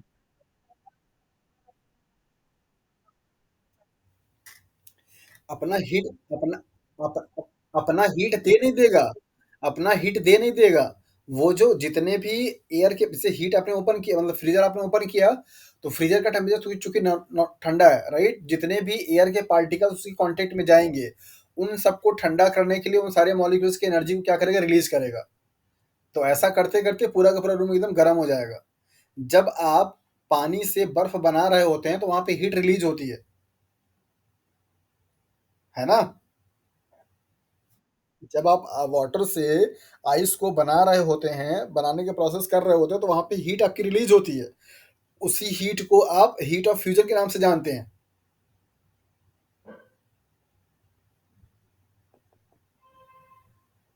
ओके? तो व जी हाँ, तो वाटर मॉलिक्यूल्स के पास लेटेंट हीट की वैल्यू क्या होती है? ज़्यादा होती है। मतलब आप लिक्विड को बहुत आसानी से गैसियस फॉर्म में कन्वर्ट अरे सॉरी, लिक्विड को बहुत आसानी से सॉलिड फॉर्म में कन्वर्ट नहीं कर सकते हैं। अब ये दोनों जो वैल्यू आपको यहाँ पे दी गई, इन दोनों वैल्यू के बेसिस पे आप बता सकते हैं कि वाटर लिक्विड फॉर्म में नॉर्मल टेम्परेचर पे क्यों एग्ज़िस्ट करता है, राइट? आपसे पूछा जाता है कि वाटर का सबसे स्टेबल फॉर्म क्या होता है? तो आप बताते हैं that is the liquid form. और इस लिक्विड फॉर्म को बनाए रखने के लिए जो ज़रूरी 2 कॉन्सेप्ट हैं, वो क्या हैं? That is high latent heat of vaporizations और high latent heat of fusion. एक जो है, जो कि उसको गैसियस फॉर्म में जाने से रोकता है, दूसरा जो कि उसको सॉलिड फॉर्म में आने से रोकता है। That is why water molecule normal conditions पे लिक्विड फॉर्म में क्या करते हैं? एग्ज़िस्ट करते हैं। क्लियर है?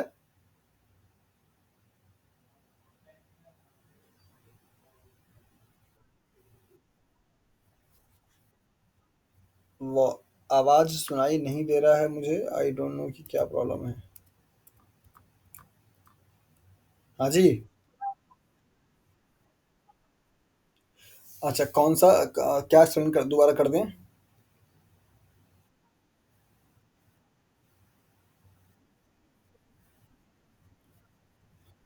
आप लोगों की ना आवाज़ मुझे प्रॉपर सुनाई नहीं दे रही, शायद मेरे ख़्याल से अर्चना या पूजा जो भी बोल रही हैं, आप दोनों लोगों की आवाज़ बहुत ही डिस्कनेक्ट होकर डिसरप्ट फॉर्म में आ रही है। चलिए ठीक है, मैं समझा देता हूँ फिर से एक बार आपको यहाँ पे कि ये जो 2 प्रॉपर्टी आपको यहाँ पे बताई गई कि इसके पास सिद्धार्थ, अगर आपको सुनाई दिया हो तो आप मुझे मेरे तक मैसेज पहुँचा दें कि इन लो ये लोग क्या बोल रहे हैं।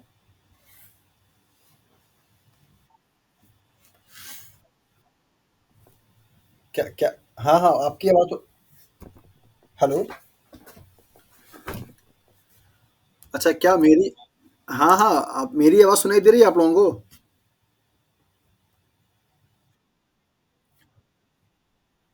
हाँ, अभी आई, बोलिए क्या बोल रहे हैं? हुँ, हुँ। हाँ। ओके, यहाँ पे मैंने आपको बताया कि ये जो हाईएस्ट लेटेंट हीट ऑफ वेपराइज़ेशन है, ये आपको बताता है कि लिक्विड से गैसीय फॉर्म में कन्वर्ट होने के लिए लगने वाली जो हीट है। तो चूँकि इसकी वैल्यू बहुत हाई है, दैट इज़ व्हाई ये गैसियस फॉर्म में कन्वर्ट होने के लिए क्या करता है कि ब्रेक करता है, मीन्स रोकता है। तो वाटर मॉलिक्यूल कहाँ बना रहना पड़ेगा? लिक्विड में बना बना रहना पड़ेगा। लेटेंट हीट ऑफ फ्यूज़न भी क्या है आपका हाई है, दैट मीन्स ये वाली वैल्यू होती है कि लिक्विड से सॉलिड में कन्वर्ट होने के लिए।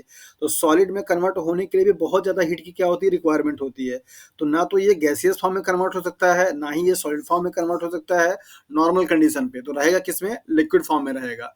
दैट इज़ व्हाई हम बताते हैं कि वाटर मॉलिक्यूल का लिक्विड जो स्टेट है, वो सबसे हाईएस्ट स्टेबल होता है नॉर्मल टेम्परेचर पे, नॉर्मल रूम एटमॉस्फेरिक कंडीशन पे। समझ आया?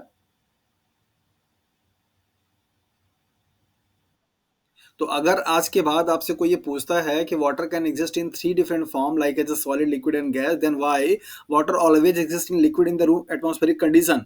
सो you must have proper answer. अभी आप लोग बता पाएंगे अच्छे से? हाँ जी। जी हाँ, तो आपके आपके आप सभी लोगों के पास इस बात का बहुत अच्छे से सॉलिड आंसर होना चाहिए कि वाटर लिक्विड के फॉर्म में ही क्यों है। क्यों वो लिक्विड के इसके अलावा सॉलिड या गैसेस फॉर्म में नहीं पाया जा सकता है या नहीं पाया जाता, जबकि वो इस फॉर्म में एग्जिस्ट कर सकता है। तो आप उसके लिए बताएंगे ये दोनों पॉइंट को दे करके। होपफुली कि आप लोगों को ये समझ में आ गया होगा। नेक्स्ट यहाँ पे है हाई हीट कैपेसिटी। वाटर के पास हीट को स्टोर करने की कैपेसिटी बहुत ज़्यादा होती है। ओके, जिसका रिलेशन आप उसके वेपराइजेशन से भी देख सकते हैं कि अगर इसके पास हाई हीट को स्टोर करने की क्षमता नहीं होती तो ये तुरंत का तुरंत क्या होता, वेपर के फॉर्म में कन्वर्ट हो जाता। तो हाई हीट कैपेसिटी भी होती है वाटर के पास। इसके बाद है high surface tension. Surface tension एक ऐसी प्रॉपर्टी होती है जिसके वजह से लिक्विड जो मॉलिक्यूल्स होते हैं वो मिनिमम से मिनिमम एरिया में अपने आप को क्या करते हैं, रखना चाहते हैं। जब कभी भी बारिश होती है तो बारिश में आप देखिए कि जो बारिश के टाइम पे जो ऐसे बुलबुले बनते हैं, वो भी आपका क्या एग्जांपल किसका? सरफेस टेंशन का है। वाटर हमेशा ड्रॉप के फॉर्म में ही नीचे की तरफ आता है, ऐसे फैला हुआ नहीं आता है। ये भी एग्जांपल किसका है? सरफेस टेंशन का है। तो कभी कभी आपसे सवाल पूछे जाते हैं जनरल साइंस वाले सेक्शंस में कि water always drop down in a drop form. हमेशा वो नीचे की तरफ आता है ड्रॉप के फॉर्म में, बूंद के फॉर्म में। ऐसा क्यों? क्यों वो पूरा से फैल करके नहीं आता पानी? तो उसके पीछे आप रीजन बताते हैं। That means water has higher surface tension, and surface tension is a property of any kind of a liquid that minimize the surface area of a that liquid. किसी भी लिक्विड का वो प्रॉपर्टी जिसकी वजह से वो उसके सरफेस एरिया को मिनिमाइज करता है, उसको आप सरफेस टेंशन के नाम से जानते हैं। तो सरफेस टेंशन की प्रॉपर्टी वाटर को इस बात के लिए रिस्पॉन्सिबल होती है कि वो हमेशा ड्रॉप के फॉर्म में गिरेगा, ड्रॉप के फॉर्म में ही आएगा। राइट। नेक्स्ट है यहाँ पे हाई डाइलेक्ट्रिक कांस्टेंट। इस वाली बात की वैल्यू मैं इस वाले प्रॉपर्टी की वैल्यू आपको पहले ही बता रहा था। इसका रिलेशन आप यहाँ से निकाल लीजिएगा। Polarity as well as high electric dielectric constant make it suitable for excellent dissolving solvent. Right, ये दो प्रॉपर्टी होती हैं। डाइलेक्ट्रिक कांस्टेंट का मतलब होता है इलेक्ट्रिक चार्ज को होल्ड करने की प्रॉपर्टी। पोलैरिटी का मतलब होता है उसमें पोलराइजेशन की एबिलिटी हो। तो ये दोनों चीजें मिल करके कभी कभी ऐसा सवाल पूछ लिया जाता है, ऑप्शन से दिए जाते हैं। ये जितने भी पॉइंट यहाँ पे लग रखे हैं ना, ये सारे आपको इस तरीके के सवाल बन करके आएंगे। Which one of the following statement is wrong about water molecule? highest latent heat of evaporation, high heat of fusion, heat capacity, high surface tension, high डायरेक्ट्रिक constant, ये सारी चीज़ें आपके दिमाग में आएंगी। तो आप इनको अच्छे से समझ लीजिए। ये सारे जो पॉइंट हैं वो आपके एग्जाम में ऑप्शंस कम बन जाएंगे, ये पता नहीं है। तो डाइलेक्ट्रिक कांस्टेंट का क्या यूज होगा ये आपने यहाँ पे देख लिया। वाटर मॉलिक्यूल की थोड़ी सी हम लोग जियो केमिस्ट्री के बारे में पढ़ लेते हैं। यहाँ पर आपको दिखाया जा रहा है कि ये जो ऑक्सीजन है, इस ऑक्सीजन को नॉर्मली अगर आप देख करके बता, अच्छा अगर मैं यहाँ से पूछूं कि इस ऑक्सीजन का हाइब्रिडाइजेशन क्या होगा, तो क्या कोई बता पाएगा जल्दी?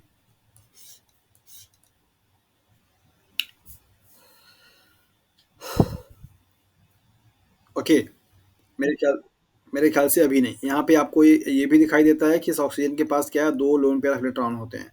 नॉर्मली किसी भी मॉलिक्यूल्स में जब आपको हाइब्रिडाइजेशन निकालना होता है, तो आप वहाँ पे क्या करते हैं, सिग्मा बॉन्ड को काउंट करते हैं। मतलब सिंगल बॉन्ड अगर आपके जुड़े हुए होते हैं, तो आप उनको क्या करते हैं, काउंट करते हैं। जैसे अगर मान लीजिए आपको मैं यहाँ पे दे दूँ कार्बन का, तो यहाँ पे क्या है 1, 2, 3, 4 आपके क्या सिग्मा बॉन्ड है, तो 1 आपका क्या होगा एस होगा और 3 क्या होंगे आपके पी हो जाएँगे, तो sp3।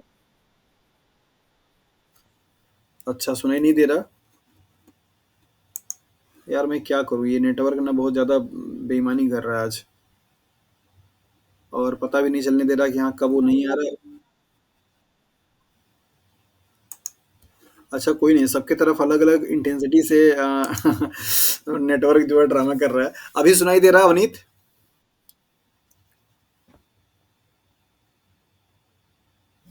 ओके। तो नॉर्मली आप किसी भी केमिकल कंपाउंड में जब हाइब्रिडाइजेशन आप निकालते हैं, तो वहाँ पे क्या करते हैं, सिग्मा बॉन्ड को काउंट करते हैं। एक सिग्मा जो बॉन्ड होता है वो एक ऑर्बिटल को देता है। तो यहाँ पे अगर 4 है तो 1 एस और 3 क्या होगा, पी हो जाएगा। ऐसे ही सपोज़ अगर आपको यहाँ पे ऐसे डबल बॉन्ड अगर आपको दे दिया जाए कार्बन का, और अगर आपको इस वाले कंपाउंड में निकालना हो कार्बन की हाइब्रिडाइजेशन, तो आप क्या निकालेंगे, 1, 2 और यहाँ पे 3 क्या, पाई बॉन्ड को काउंट नहीं किया जाता कभी भी हाइब्रिडाइजेशन में। तो 1, 2, 3 यहाँ पे 3 है, तो इसका क्या हो जाएगा, एस, पी और यहाँ पे 3 हाइब्रिडाइजेशन तो sp2 हो जाएगा, 2 पी का और 1 एस का हो जाएगा। ऐसे ही अगर आपको यहाँ पे कार्बन ट्रिपल बॉन्ड कार्बन और सिंगल बॉन्ड ये दे दिया जाए, तो आप इसका क्या बताते हैं, यहाँ पे 2 आपके क्या होते हैं, पाई बॉन्ड होते हैं और एक क्या होता है आपका सिग्मा बॉन्ड। तो पाई बॉन्ड काउंट होगा नहीं, सिग्मा बॉन्ड काउंट होगा, तो 1 एंड 2, तो 2 अगर होगा तो क्या होगा, 1 एस और एक क्या होगा, पी हो जाएगा। तो इस तरीके से आप हाइब्रिडाइजेशन क्या करते हैं, निकालते हैं। कभी भी किसी भी कंपाउंड में उनके सिग्मा बॉन्ड को आप काउंट कीजिए, sp2, sp3, sp, sp3d2, इस तरीके से आप हाइब्रिडेशन बताते हैं। सो इस रूल को फॉलो करके जरा मुझे आप बताइए यहाँ पे कि कितना हाइब्रिडेशन होगा इसका वाटर मॉलिक्यूल में ऑक्सीजन का फटक से।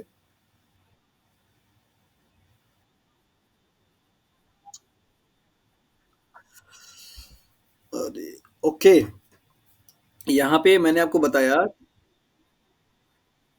हाँ, हाँ, वही बता रहा हूँ, हाइब्रिडेशंस के लिए बता रहा हूँ कि हाइब्रिडेशंस को नॉर्मली आप निकालते कैसे हैं कि जो भी जिस किसी भी एलिमेंट का निकालना होता है, वो कितने सिंगल सिग्मा बॉन्ड से जुड़ा हुआ है, सिग्मा बॉन्ड से, उसको आप क्या करते हैं, काउंट करते हैं। अगर 2 सिग्मा बॉन्ड होगा, तो वहाँ पे हाइब्रिडेशंस कितना होगा, sp होगा, अगर 3 होगा, तो वहाँ पे हाइब्रिडेशंस कितना होगा, sp2 होगा, अगर 4 बॉन्ड होंगे, तो क्या होगा आपका sp3 होगा, इस तरीके से हाइब्रिडेशन आप निकालते हैं। 5 बॉन्ड होगा, तो sp3d होगा, 6 बॉन्ड होगा तो sp3d2 होगा, इस तरीके से आप निकालते हैं, राइट? तो यहाँ पे मैंने एग्जांपल दिया कि सपोज अगर आपके पास यहाँ पे मीथेन है, तो मीथेन में आपके 4 सिग्मा बॉन्ड है, दैट इज़ बाय इसका हाइब्रिडेशन क्या हो जाएगा, दैट इज़ sp3। अगर यहाँ पे इथीन है, दैट मीन्स कार्बन के डबल बॉन्ड है, तो यहाँ पे चूँकि एक पाई बॉन्ड होगा, पाई बॉन्ड को काउंट नहीं किया जाता, तो 1 सिग्मा, 1 सिग्मा, 1 सिग्मा, 3 सिग्मा है, तो यहाँ पे क्या हो जाएगा s और इसके बाद फिर बचेगा 2 तो p, sp2। और अगर ऐसे आपका यहाँ पे कार्बन ट्रिपल बॉन्ड कार्बन है, तो यहाँ पे 1 सिग्मा बॉन्ड होगा, एक ये और एक ये, यहाँ पे एक ट्रिपल बॉन्ड में 2 आपके क्या होते हैं, पाई बॉन्ड होते हैं, 1 सिग्मा बॉन्ड होता है। इनको काउंट करेंगे 2 आएगा, तो फिर 2 के लिए क्या लिखेंगे, sp लिखेंगे। तो इस तरीके से आप हाइब्रिडेशन निकाल सकते हैं। तो इस रूल को फॉलो करके ज़रा मुझे बताइए कि वाटर मॉलिक्यूल में कितना हाइब्रिडेशन होगा ऑक्सीजन का? जल्दी। sp और कोई? sp और कोई?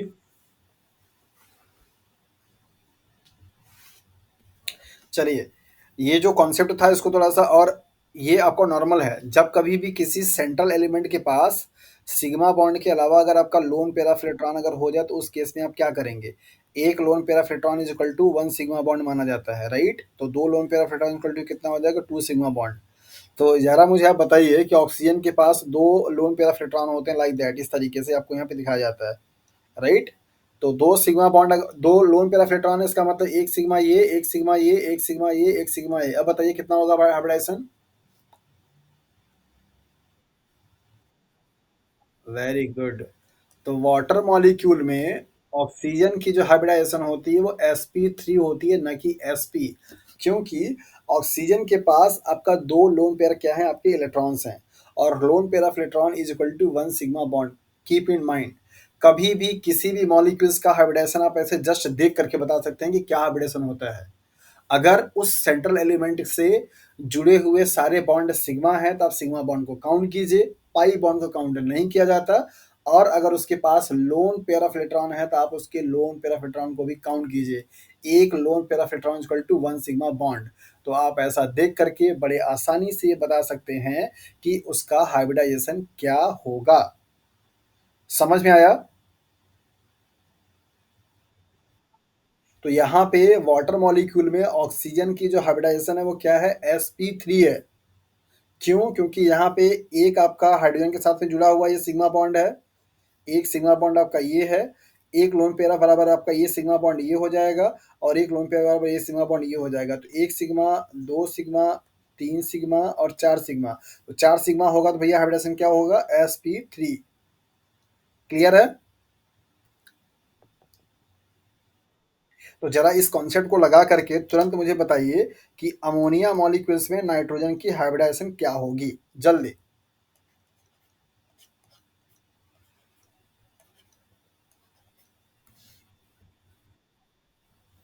Very good. और कोई?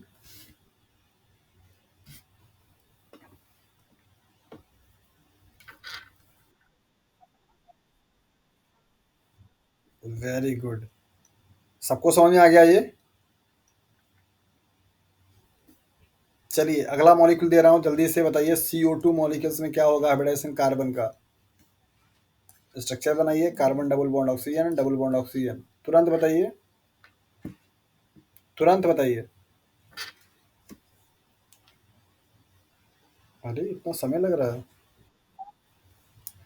तुरंत दिख, हाँ बिल्कुल। डबल बॉन्ड में एक सिग्मा एक पाई, डबल बॉन्ड में एक पाई एक सिग्मा।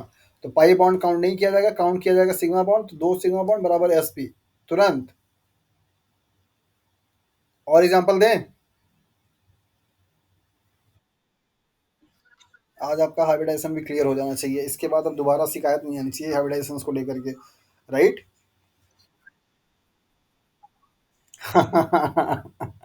CSIR के केमिस्ट्री वाला सिलेबस में पढ़ा दूँ तो आप ज़रूर भर सकते हैं, कोई दिक्कत नहीं है उसमें। केमिस्ट्री मज़ा आता है मुझे पढ़ाने में बहुत ज़्यादा।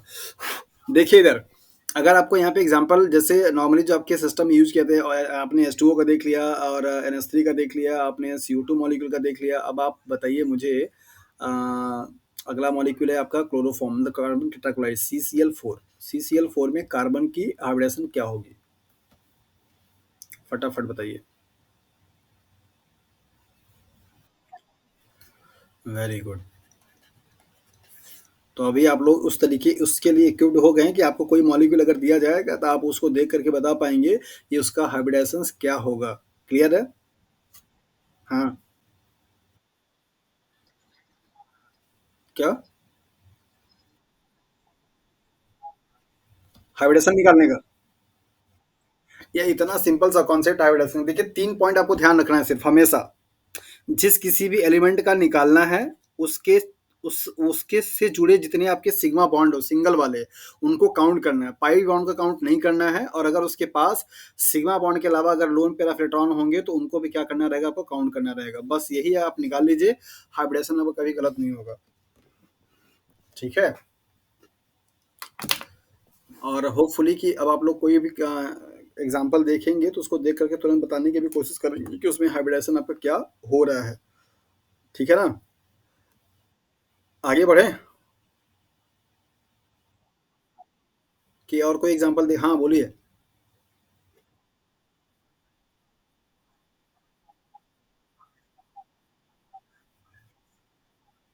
हम्म।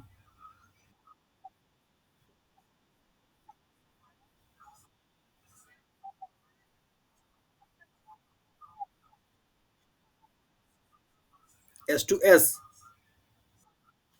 बहुत। जी हाँ। ये वाला मोटर और जो मॉलिक्यूल्स होते हैं इनमें हाइड्रोजन बॉन्डिंग पाई जाती है। ये वाले मॉलिक्यूल्स हाइड्रोजन बॉन्ड नहीं बना सकते हैं। तो हाइड्रोजन बॉन्ड जो होता है वो वाटर मॉलिक्यूल को होल्ड करके रखने का काम करता है। बिल्कुल बिल्कुल। उनका जो इंटर मॉलिक्यूलर इंटरेक्शंस होते हैं वो सारे के सारे इंटरेक्शंस वीक, मतलब ब्रेक आउट हो जाते हैं। हाइड्रोजन बॉन्ड के ना बहुत सारे एग्जांपल्स आपको मिलेंगे। आप जो पेपर को फोल्ड करते हैं तो पेपर पे जो निशान बन जाती है, वो पेपर का निशान क्यों बनता है? Just because of hydrogen bond. Paper को फोल्ड करने के बाद जो कट कट की आवाज आती है, जैसे अगर आप पेपर को फोल्ड करते हैं तो आवाज आती है ना, वो आवाज़ भी हाइड्रोजन बॉन्ड की वजह से आती है।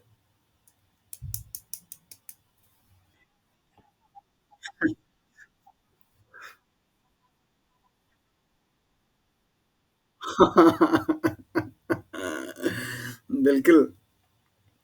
एक्चुअली हमारे आस-पास में जो चीज़ें हो रही हैं ना, उनके पीछे बहुत सारा लॉजिक होता है। बस हमें ध्यान थोड़ा देने की ज़रूरत होती है कि क्या-क्या चीज़ें हमारे आस-पास में हो रही हैं, उनके पीछे का।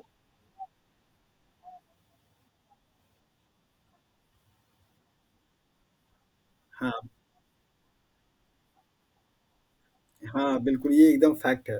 और मैक्सिमम टाइम पे बच्चों के साथ में समस्या यही होती है, जब when I was teacher of 12th class, जब मैं सीबीएसई बोर्ड के बच्चों को पढ़ा रहा था, तो सन 2012 या 13 के आसपास में की बात है। तो बच्चे केमिस्ट्री के सब्जेक्ट से ना भागते थे, मतलब उनको डर था कि अरे केमिस्ट्री मतलब बोरिंग सब्जेक्ट होती है। उनके दिमाग में सिर्फ बायोलॉजी या फिजिक्स और मैथमेटिक्स जो है इंटरेस्टिंग सब्जेक्ट था, केमिस्ट्री सबसे बोरिंग सब्जेक्ट हुआ करता था। लेकिन सिनेरियो चेंज हुआ और अल्टीमेटली बच्चे 98 मार्क्स भी ले आए 12th क्लास के बोर्ड एग्जाम में केमिस्ट्री में। हाँ, समझ में आनी चाहिए, बस इतनी सी बात है। अगर आपको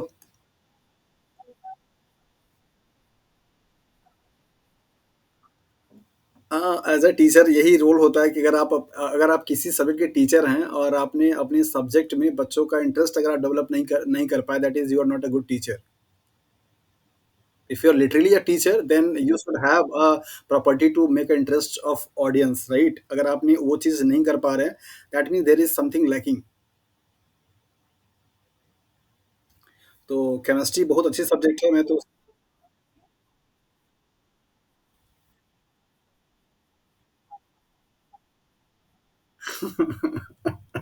नहीं है, ऐसा ऐसा नहीं है। अभी आप जब इम्यूनोलॉजी पढ़ेंगे ना, तो आपको एक बार वो उस वहाँ पे डाउट हो जाएगा कि सर की जो फेवरेट है वो। हाँ? क्यों बायोटेक नहीं करना चाहिए?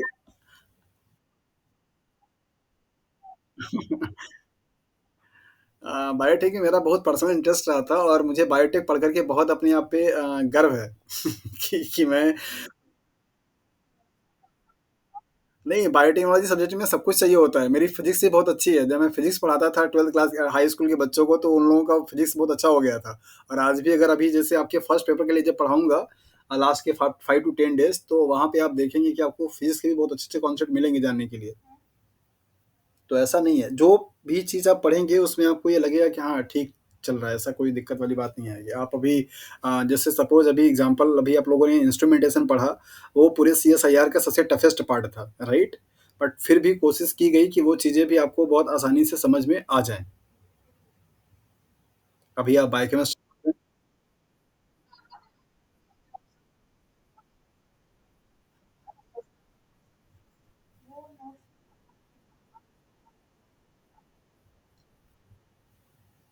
हाँ, बेसिकली टीचर का वही रोल होता है, अदरवाइज़ किताब में तो सारी चीज़ें लिखी हुई हैं ना। अगर हम अपने आप को टीचर बोल रहे हैं और अगर हम उस चीज़ को डिलीवर करें और वो सिंपल वे में आप तक मैसेज कन्वे ना हो पाए, दैट मीन्स कि फिर कहीं न कहीं दिक्कत है, क्योंकि किताब में तो सारी चीज़ें लिखी हुई हैं, है ना?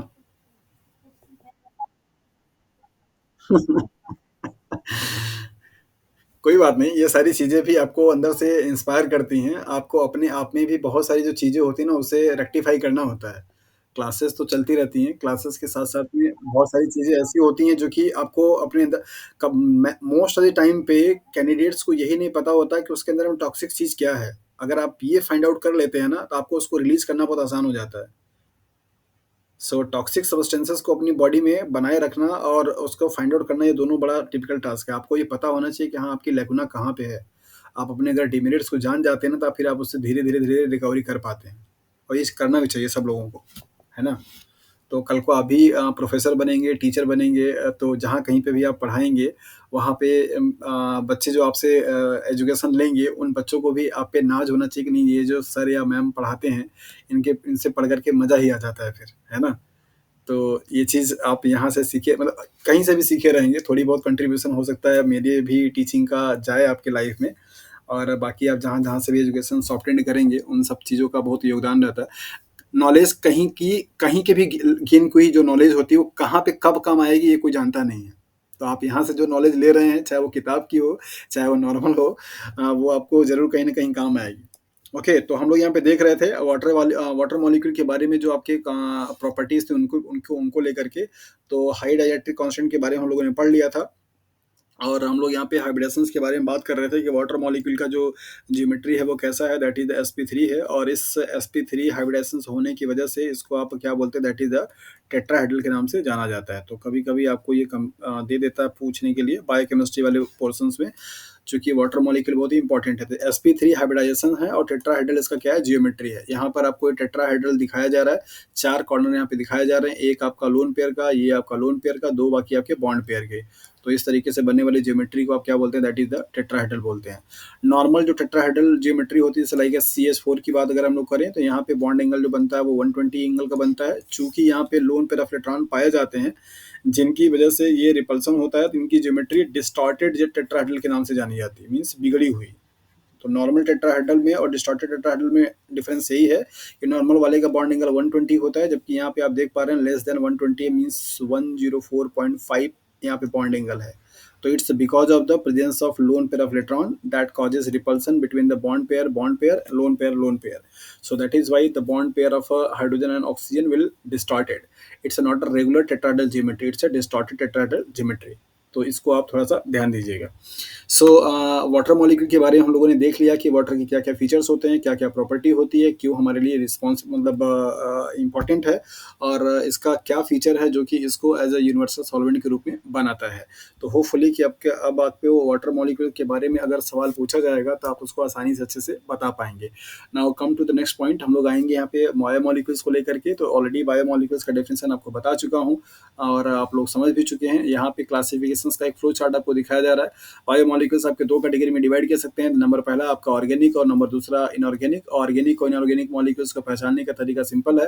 जब कोई भी कंपाउंड आपका अगर कार्बन और हाइड्रोजन से मिलकर के बना हुआ हो, साथ साथ में उसके कुछ डेरिवेटिव्स हो लाइक नाइट्रोजन, ऑक्सीजन या सल्फर, तो उसको आप क्या बोलते हैं, हाइड्रोकार्बन। और उसी का मॉलिक्यूल्स को क्या बोलते हैं, that is the organic molecule, right. और अगर आपका इन कार्बन हाइड्रोजन के अलावा मीन्स दूसरे किसी मॉलिक्यूल के साथ मिलकर के बना हुआ कोई कंपाउंड हो, तो उसको आप क्या बोलेंगे, इनऑर्गेनिक मॉलिक्यूल बोलते हैं। तो ऑर्गेनिक मॉलिक्यूल्स को पहचानने के लिए सिंपल तरीका यही होता है कि वहाँ पे कार्बन और हाइड्रोजन का प्रेजेंस होना मस्ट होता है। ऑर्गेनिक जो बायोमॉलिक्यूल्स हैं उनको 2 कैटेगरी में डिवाइड किया गया, मैक्रोमॉलिक्यूल्स और micromolecules, on the basis of their concentrations and their need in the cells. So the molecules having more concentrations and required in the more quantity known as the macromolecules, while lesser is known as the micromolecules. तो जो molecules आपके body में ज़्यादा percentage में पाए जाते हैं और ज़्यादा उनका रिक्वायरमेंट होती है, उनको आप मैक्रोमॉलिक्यूल के नाम से जानते हैं। नंबर पहला यहाँ पे आपको दिया जा रहा है कार्बोहाइड्रेट के बारे में, जो कि पॉलीसेकेराइड आपको लिख रखा है यहाँ पे, तो कार्बोहाइड्रेट हो जाएगा। इसके बाद आपको यहाँ पे दिया गया पॉलीपेप्टाइड मींस प्रोटीन हो जाएगा। और इसके बाद आपको यहाँ पे दिया गया न्यूक्लियोटाइड, इसका मतलब हो जाएगा that is the nucleic acid. तो nucleic acid, protein and polysaccharide means carbohydrate, ये आपके किस में आते हैं, मैक्रोमॉलिक्यूल्स में आते हैं, जो कि ज़्यादा इंपॉर्टेंट होते हैं। तो आपके जो कार्बोहाइड्रेट होते हैं वो आपके 2 तरीके से हो सकते हैं, पॉलीसेकेराइड्स या मोनोसेकेराइड्स या ओलिगोसेकेराइड्स।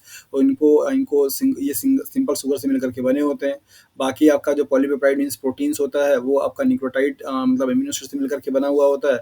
और आपके जो न्यूक्लिक एसिड होते हैं जिसको आप पॉलीन्यूक्लियोटाइड बोलते हैं, वो न्यूक्लियोटाइड से मिलकर के बने होते हैं। इन सब के बारे में हम लोग 1 बाय 1 आगे डिस्कस करेंगे। माइक्रोमॉलिक्यूल्स में आपका आता क्या, दैट इज द लिपिड आता है और आपके सेकेंडरी मेटाबोलाइट्स आते हैं। तो ये सारे आपके एग्जाम्पल किसके हैं, माइक्रोमॉलिक्यूल्स के। तो लिपिड्स जैसा कि आप जानते हैं कि फैटी एसिड्स और ग्लिसरॉल का मिलकर के कंडेंस होने वाला मॉलिक्यूल्स होता है। और यहाँ पे आपके फैटी एसिड जो होते हैं वो सैचुरेटेड भी हो सकते हैं, जहाँ पे सारे के सारे बॉन्ड आपके सिंगल बॉन्ड होंगे। अनसैचुरेटेड का मतलब यहाँ पे है कि सिंगल के अलावा डबल या ट्रिपल बॉन्ड भी आपका यहाँ पे पाया जा सकता है। तो ऐसे भी फैटी एसिड मॉलिक्यूल हो सकते हैं। ग्लिसरॉल, जिसका कि आप स्ट्रक्चर अभी आप देखेंगे कि ये बेसिकली CH2 COOH और इस तरीके से कंपाउंड मिलकर के बना हुआ होता है। ये भी एक आपका और ऑर्गेनिक कंपाउंड का क्या एग्जाम्पल है। तो जो जब एक आपका ग्लिसरॉल मॉलिक्यूल 3 आपके फैटी एसिड मिलकर के बनते हैं, तो वहाँ पे एक आपका फैटी लिपिड मॉलिक्यूल का सिंथेसिस हो जाता है। इनऑर्गेनिक में अगर आप यहाँ पे देखिए तो प्राइम एलिमेंट है जो कि बहुत ज़्यादा इंपॉर्टेंट होते हैं। इसके बाद आपका मैक्रो एलिमेंट है जो कि आपका कंसंट्रेशन ज़्यादा होती है। और इसके बाद आपका ट्रेस एलिमेंट है। तो प्राइम एलिमेंट कौन कौन से हैं, जो कि पहले ही आपको बता दिया था। तो कार्बन है, हाइड्रोजन है, ऑक्सीजन है, और इसके बाद आपके वाटर या एयर है, जिनकी जरूरत आपको पड़ती है। माइक्रो एलिमेंट्स जिनका की रिक्वायरमेंट बहुत ज़्यादा होता है, सबसे हाईएस्ट कंसंट्रेशन पे क्या है, नाइट्रोजन है, देन इसके बाद फॉस्फोरस है, फिर पोटेशियम है, कैल्शियम है, मैग्नीशियम है, सल्फर है। ये सारे एग्जाम्पल किसके हैं, मैक्रो एलिमेंट्स के। ट्रेस एलिमेंट में आने वाले कौन कौन से हैं, यहाँ पे बोरॉन दे रखा है, क्लोराइड दे रखा है, जिंक दे रखा है, और आपका कॉपर दे रखा है, आयरन दे रखा है, सोडियम, मोलिब्डेनम, मेटल मतलब Nicholls and silicon and cobalt. यहाँ पे आपको मैक्रोमोलेक्यूल्स और माइक्रोमोलेक्यूल्स को याद रखने का एक ट्रिक बता देता हूँ। जितने भी आपके मैक्रोमोलेक्यूल्स हैं वो सबके सब बेसिकली आपके सिर्फ इस मतलब कुछ एलिमेंट को छोड़ दिया जाए तो मोस्ट ऑफ द केसेस में सब क्या है आपके नॉन मेटल्स हैं, राइट। जैसे देखिए नाइट्रोजन भी आपका क्या है नॉन मेटल है, फास्फोरस भी आपका क्या नॉन मेटल है, सल्फर भी आपका क्या नॉन मेटल है। ये आपके तीन एलिमेंट यहाँ पे हैं जो कि आपके क्या है मेटल है। और मेटल को भी अभी आपको कैटेगराइज कर देंगे तो आपको आसानी रहेगी याद करने में। यहाँ पे अगर आप माइक्रो एलिमेंट में देखें मीन स्ट्रेस एलिमेंट में देखेंगे तो यहाँ पे आपको देखिए बोरान क्या है आपका नॉन मेटल है, क्लोराइड आपका क्या है नॉन मेटल है, राइट। इसको छोड़ करके बाकी आपके जितने भी दिखाई दे रहे हो सबके सब क्या है मेटल है। मीन्स आपका यहाँ पे जिंक है, कॉपर है, आयरन है, सोडियम है, मोलिब्डेनम है, निकल है और सिलिकॉन आपका मेटालॉइड्स में आता है और इसके बाद आपका क्या है कोबाल्ट है। तो आपको इसको याद रखने का थोड़ा तरीका वो करना पड़ेगा क्योंकि कई बार होता है कन्फ्यूजन हो जाते हैं कि कौन सा एलिमेंट आपका माइक्रो है, कौन सा एलिमेंट आपका ट्रेस एलिमेंट है। तो उसके लिए आपका सिंपल सा तरीका यही है कि जितने भी आपके मैक्रो मॉलिक्यूल्स की कैटेगरी में पाए जाने वाले मेटल हैं मतलब मोस्टली तो क्या है आपके नॉन मेटल हैं, जो आपके मेटल हैं वो कहाँ से बिलोंग करते हैं, सिर्फ और सिर्फ आपके फर्स्ट एंड सेकंड ग्रुप से। फर्स्ट एंड सेकंड ग्रुप से मतलब एल्कली और अल्कलाइन अर्थ मेटल से। जैसे देखिए पोटेशियम है, फिर कैल्शियम है, फिर मैग्नीशियम है, ये दोनों के दोनों आपके किससे हैं फर्स्ट और सेकंड ग्रुप से बिलोंग करते हैं। और यहाँ नॉन मेटल में जो आपके ट्रेस एलिमेंट में जो आपके मेटल वाले हैं वो ऑलमोस्ट सब किसके हैं डी ब्लॉक एलिमेंट के हैं। किसके हैं डी ब्लॉक एलिमेंट है। तो ये थोड़ा सा आपको अगर आप इतना याद रखेंगे कि हाँ ट्रेस एलिमेंट में जो मेटल पाए जाते हैं वो डी ब्लॉक के होते हैं और मैक्रो में जो पाए जाते हैं वो एस ब्लॉक के होते हैं तो आपको थोड़ा आसानी रहेगा फाइंड आउट करने में। कभी आपको अगर आपको दे दिया जाए ऐसे फिल्टर करने के लिए कि कौन सा मॉलिक्यूल का या कौन सा एलिमेंट आपका मैक्रो में आता है और कौन सा एलिमेंट आपका ट्रेस में आता है। तो अगर नॉन मेटल दे रखा होगा फिर तो आपको क्लियर ही है कि चलो अच्छा कोई दिक्कत नहीं, लेकिन अगर मेटल लेकर के पूछेगा तो शायद आपको कन्फ्यूजन हो सकती है। तो फॉर मैक्रो एलिमेंट के लिए अगर आपको ध्यान रखना है एस ब्लॉक और माइक्रो ट्रेस के लिए ध्यान रखना है आपका डी ब्लॉक, राइट। एक सिंपल सा सवाल मैं यहाँ से पूछना चाहूँगा जो भी आप लोगों को यहाँ पे पढ़ाया कि इसमें से जो भी आप लोगों ने पढ़ा जैसे लाइक जब प्रोटीन है मतलब प्रोटीन के बारे में आपने देखा, न्यूक्लिक एसिड के बारे में आपने देखा, कार्बोहाइड्रेट के बारे में आपने देखा, लिपिड के बारे में आपने देखा और इसके बाद आपके विटामिन के बारे में आपने देखा। इनमें से कौन कौन से मॉलिक्यूल्स ऐसे हैं जिन जो कि पॉलीमर नहीं होते, पॉलीमेरिक फॉर्म जिनका नहीं पाया जाता। प्रोटीन में protein, nucleic acid, carbohydrate, lipid and vitamins, which are the molecules having not in polymeric form।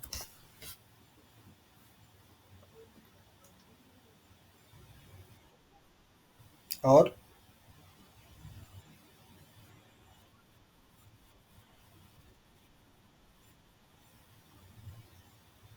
हाँ जी, चलिए विटामिन को मैं यहाँ से कट कर देता हूँ। अब बताइए प्रोटीन, लिपिड, कार्बोहाइड्रेट में और प्रोटीन, न्यूक्लिक एसिड, कार्बोहाइड्रेट और लिपिड में कौन सा मॉलिक्यूल ऐसा है जो कि पॉलीमेरिक फॉर्म नहीं होता, पॉलीमर नहीं होता। लिपिड। और कोई।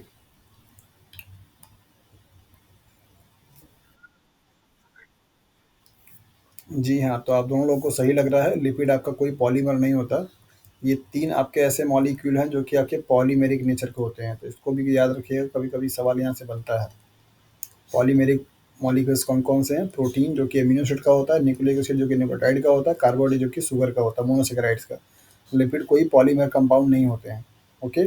कई बार लोगों को कन्फ्यूजन हो जाता है कि लिपिड भी आपका 2 कंपोनेंट से मिलकर के बना होता है, like as a fatty acids और ग्लिसरॉल। बट ये इनका एक यूनिट होती है, ये ऐसे कई सारे यूनिट मिलकर के कोई लिपिड नहीं बनाता है, राइट। तो ये आपके पॉलीमेरिक फॉर्म नहीं है। तो पॉलीमेरिक के फॉर्म में पाए जाने जो मॉलिक्यूल्स हैं सिर्फ 3, प्रोटीन, लिपिड और nucleotide means nucleic acid. Okay, next हम लोग आएंगे कार्बोहाइड्रेट पे। तो अब तक बेसिकली आप लोगों ने देख लिया कि क्या क्या बायोमोलिक्यूल्स के रिगार्डिंग में चीज़ें हो सकती थी। अब हमारा यहाँ से टॉपिक स्टार्ट होगा मेन, जो कि आपके CSIR के एग्जाम के पॉइंट से बहुत इंपॉर्टेंट है। कार्बोहाइड्रेट से जो पॉसिबल आपके क्वेश्चंस पूछे जाते हैं कन्फॉर्मेशंस को लेकर के और स्टीरियो आइसोमर से लेकर के और लिंकेज से लेकर के, सबसे ज़्यादा जो सवाल जो पूछा जाएगा लिंकेज से लेकर के। तो इस टॉपिक को बहुत अच्छे से आप पढ़िए और अच्छे से समझिए और जहाँ जहाँ से सवाल पॉसिबली बन सकता है उसको हम फोकस करते ही रहते हैं और आपको वहाँ पे बताते रहते हैं। तो कार्बोहाइड्रेट बेसिकली एक ऐसा ऑर्गेनिक मॉलिक्यूल्स है जो कि 3 एलिमेंट से मिलकर के बना हुआ है, कार्बन से, हाइड्रोजन से और ऑक्सीजन से।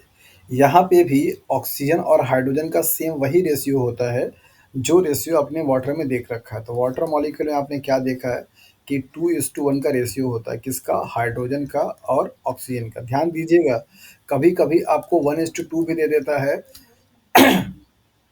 और वहाँ पे स्टेटमेंट में आपको दे देगा ऑक्सीजन एंड वाटर से रेशियो या ऑक्सीजन एंड हाइड्रोजन से रेशियो या हाइड्रोजन से ऑक्सीजन का रेशियो। इस वर्ड को बड़ा अच्छे से पिक करिएगा। यहाँ पे कॉन्सेप्ट जो है वो क्या है, वाटर मॉलिक्यूल में दो आपके क्या है, हाइड्रोजन है और एक आपका क्या है, ऑक्सीजन है। तो 2:1 जो रेशियो है वो किसका है? हाइड्रोजन और ऑक्सीजन का है। ये रेशियो आपको सेम देगा, लेकिन यहाँ पे ऑप्शंस आपके अलग कर देंगे, ऑक्सीजन एंड हाइड्रोजन कर देंगे या हाइड्रोजन एंड ऑक्सीजन करके यहाँ पे आपका दे देगा दैट इज 1:2 इस तरीके से। तो इस ये रेशियो और ये एलिमेंट का कॉम्बिनेशन आप मिला करके चलिएगा अच्छे तरीके से, नहीं तो फिर गलती हो जाएगी। तो यहाँ पर आपको स्टेटमेंट लिखा गया है, देखिए पहले जैसे यहाँ पे लिखा रखा है कि हाइड्रोजन है पहले और देन उसके बाद क्या आपका ऑक्सीजन है। तो हाइड्रोजन के लिए कितना है? 2 है, ऑक्सीजन के लिए कितना है? 1 है, जैसा कि आपको वाटर में दिखाई देता है।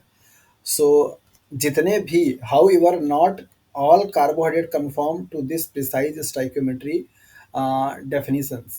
मतलब यहाँ पे आपको बताया गया कि जो आपके कार्बोहाइड्रेट होते हैं उनमें ये रेशियो देखने को मिलता है कि वाटर मतलब जिस तरीके से वाटर में हाइड्रोजन और ऑक्सीजन का जो आपका रेशियो होता है वो 2:1 का होता है, उस तरीके के मॉलिक्यूल्स आपके होते हैं, मतलब उन मॉलिक्यूल्स को आप कार्बोहाइड्रेट के नाम से जानते हैं। लेकिन आपको ये बताया जाता है कि ज़रूरी नहीं है कि सारे के सारे जो मॉलिक्यूल्स ऐसे फ़ॉर्मूले को फ़ॉलो करते हैं, वो सारे के सारे मॉलिक्यूल्स आपके कार्बोहाइड्रेट कैटेगरी में आए, ऐसा कोई ज़रूरी नहीं है। ऐसा भी कोई ज़रूरी नहीं है कि जो कि उस फ़ॉर्मूले को फ़ॉलो ना करे, वो मॉलिक्यूल्स आपको कार्बोहाइड्रेट ना हो। ये दोनों ही कंडीशंस आपके बनते हैं। तो यहाँ पे अगला जो स्टेटमेंट आपको दिया जा रहा है, वो इसी के रिगार्डिंग में दिया जा रहा है कि however not all carbohydrate confirm to this precise stoichiometric definition, right? इस स्टोइकोमेट्रिक डेफिनिशंस को सारे मॉलिक्यूल्स फ़ॉलो नहीं करते हैं। क्या हो क्या जा रहा है? ऑटो क्लिकिंग हो रहा है।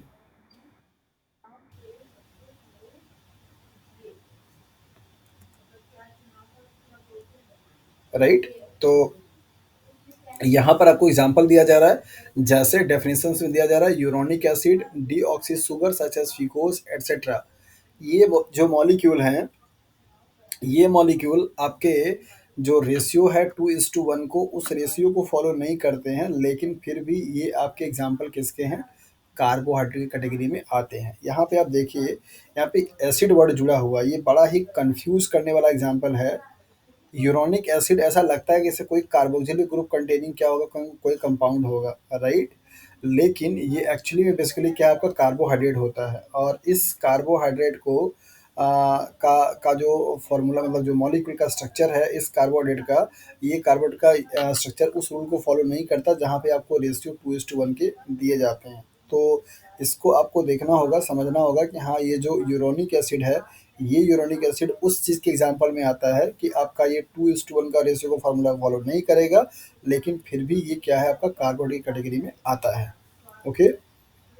तो दूसरा एग्जाम्पल आपको दिया गया डिऑक्सी शुगर का। आप लोग डीएनए के बारे में पढ़ कर के भी आए हैं, तो आपको अच्छे तरीके से पता भी होगा कि डीएनए के में जो आपका हाइड्रो ऑक्सीजन होता है वो एक मिसिंग होती है, जिसकी वजह से जो रिएक्शंस होते हैं वो रिएक्शंस जो आपका रेशियो होता है वो रेशियो आपका क्या होता है, डिस्टर्ब हो जाता है, राइट? तो जिसकी वजह से आप उसको एग्जाम्पल में रख सकते हैं कि हाँ, वो एक ऐसा कार्बोहाइड्रेट का मॉलिक्यूल है जो कि कार्बोहाइड्रेट में पाए जाने वाले जो रेशियो होते हैं उनको फॉलो नहीं करता है। ओके। तो यहाँ पे एग्जाम्पल आपको दिया गया इस चीज़ का कि हाँ, आप ध्यान से रखिए कि ये जो आपके स्टेटमेंट हैं उनके उनके अपवाद भी चलते हैं। Nor all the chemical that do confirm to this definitions automatically classified as carbohydrate. ऐसा भी नहीं है कि जितने मॉलिक्यूल्स में कार्बोहाइड्रेट की तरह मतलब H2O का जो रेशियो है, मीन्स 2:1 का है, अगर वो सारे मॉलिक्यूल्स, कोई भी मॉलिक्यूल अगर उस फॉर्मूले को फॉलो करता ही है, तो ज़रूरी नहीं है कि वो मॉलिक्यूल आपका कार्बोहाइड्रेट कैटेगरी से बिलोंग करेगा या कार्बोहाइड्रेट ही होगा, ऐसा कोई ज़रूरी नहीं है। एग्जाम्पल में आपको दिया गया है फॉर्मल्डिहाइड।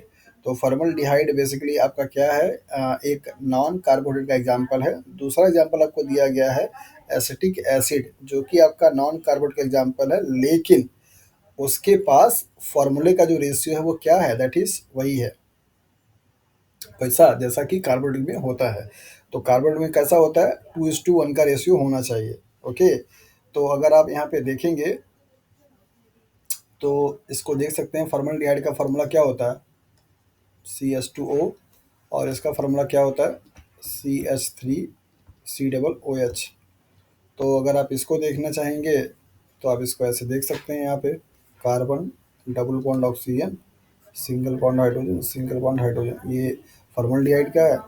और बाकी आपका ये है कार्बन, इस तरीके से। तो आप यहाँ पे देखिए, यहाँ पे कार्बन कितना है, 1 है, और हाइड्रोजन कितना है, 2 है, ऑक्सीजन कितना है, 1 है, सॉरी। तो हाइड्रोजन ऑक्सीजन में रेशियो कितना है, 2:1 का है, जो कि H2O मॉलिक्यूल में होता है, राइट।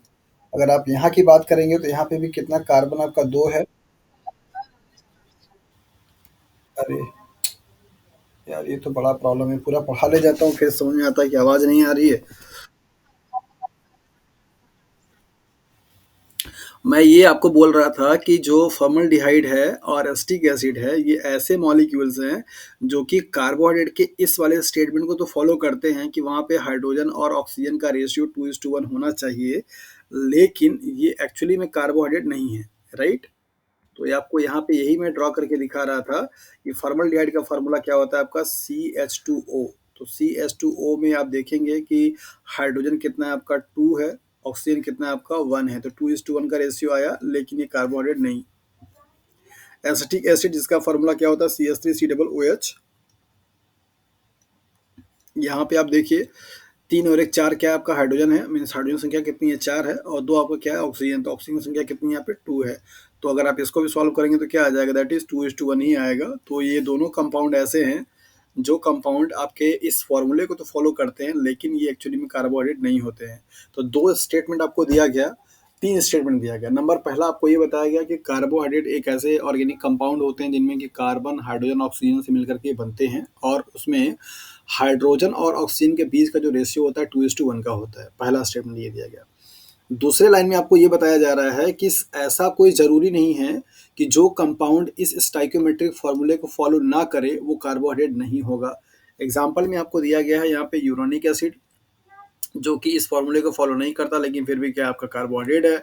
और दूसरा आपको दिया गया डीऑक्सी शुगर, जो कि आपका डीएनए में पाया जाता है। आपने देखा हुआ है डीऑक्सी शुगर में आपका ऑक्सीजन एक रिमूव होता है, तो वो भी आपके इस फॉर्मूले को फॉलो नहीं करता, लेकिन फिर भी शुगर कैटेगरी में आता है। दूसरा एग्जाम्पल आपको दिया गया है कि ऐसा भी जरूरी नहीं है कि जितने मॉलिक्यूल्स इस फॉर्मूले को फॉलो करें, जहाँ पे हाइड्रोजन और ऑक्सीजन का रेशियो 2:1 की कैटेगरी में आता है, वो सारे मॉलिक्यूल आपके कार्बोहाइड्रेट ही होंगे, ऐसा भी कोई जरूरी नहीं है। एग्जाम्पल पे आपको दिया गया है फॉर्मल्डिहाइड, एसिटिक एसिड। तो फॉर्मल्डिहाइड का फार्मूला आपको बताया कि CH2O है, जहाँ पे हाइड्रोजन और ऑक्सीजन का रेशियो 2:1 है।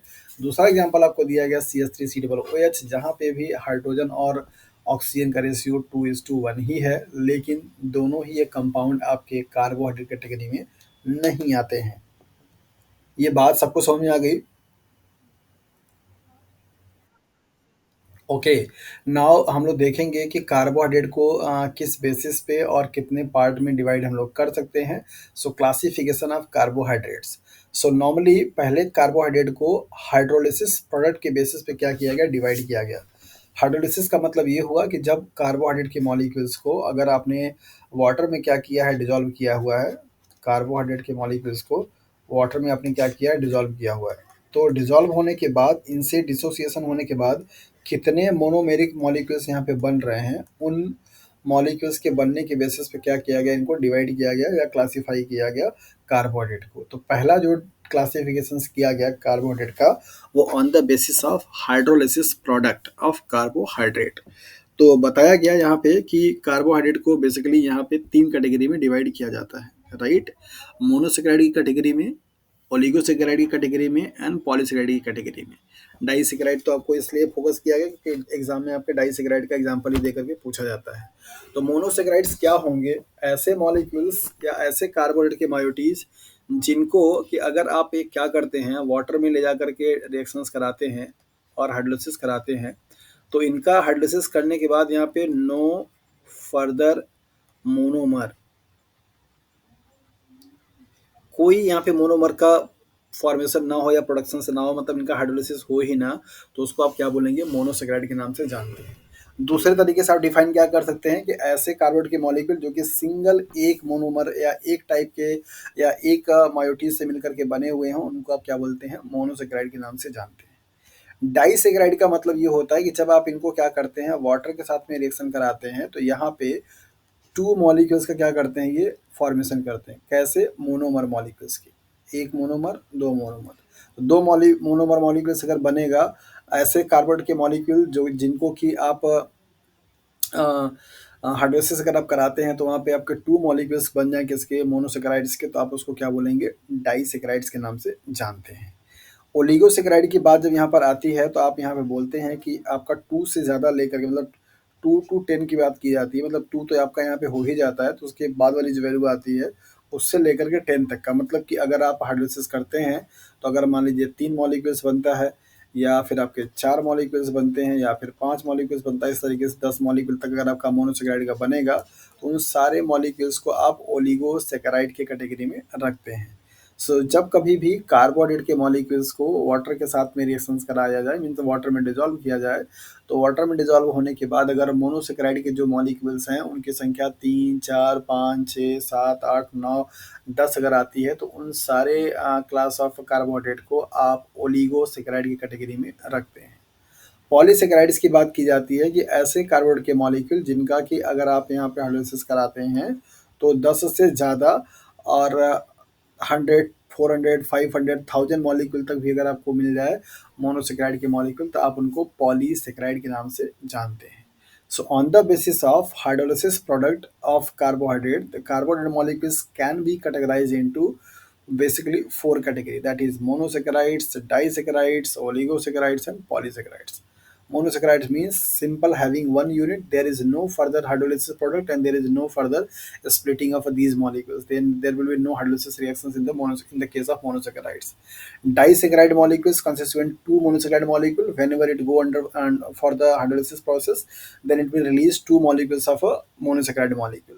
In the case of oligosaccharide, there are 3 to 10 molecules, that means more than two molecules are combined to each other and form oligosaccharide molecules. Whenever such kind of a molecules will undergo for hydrolysis process, then it will release more than 2 to 10 molecules of a monosaccharide, that is known as the oligosaccharides.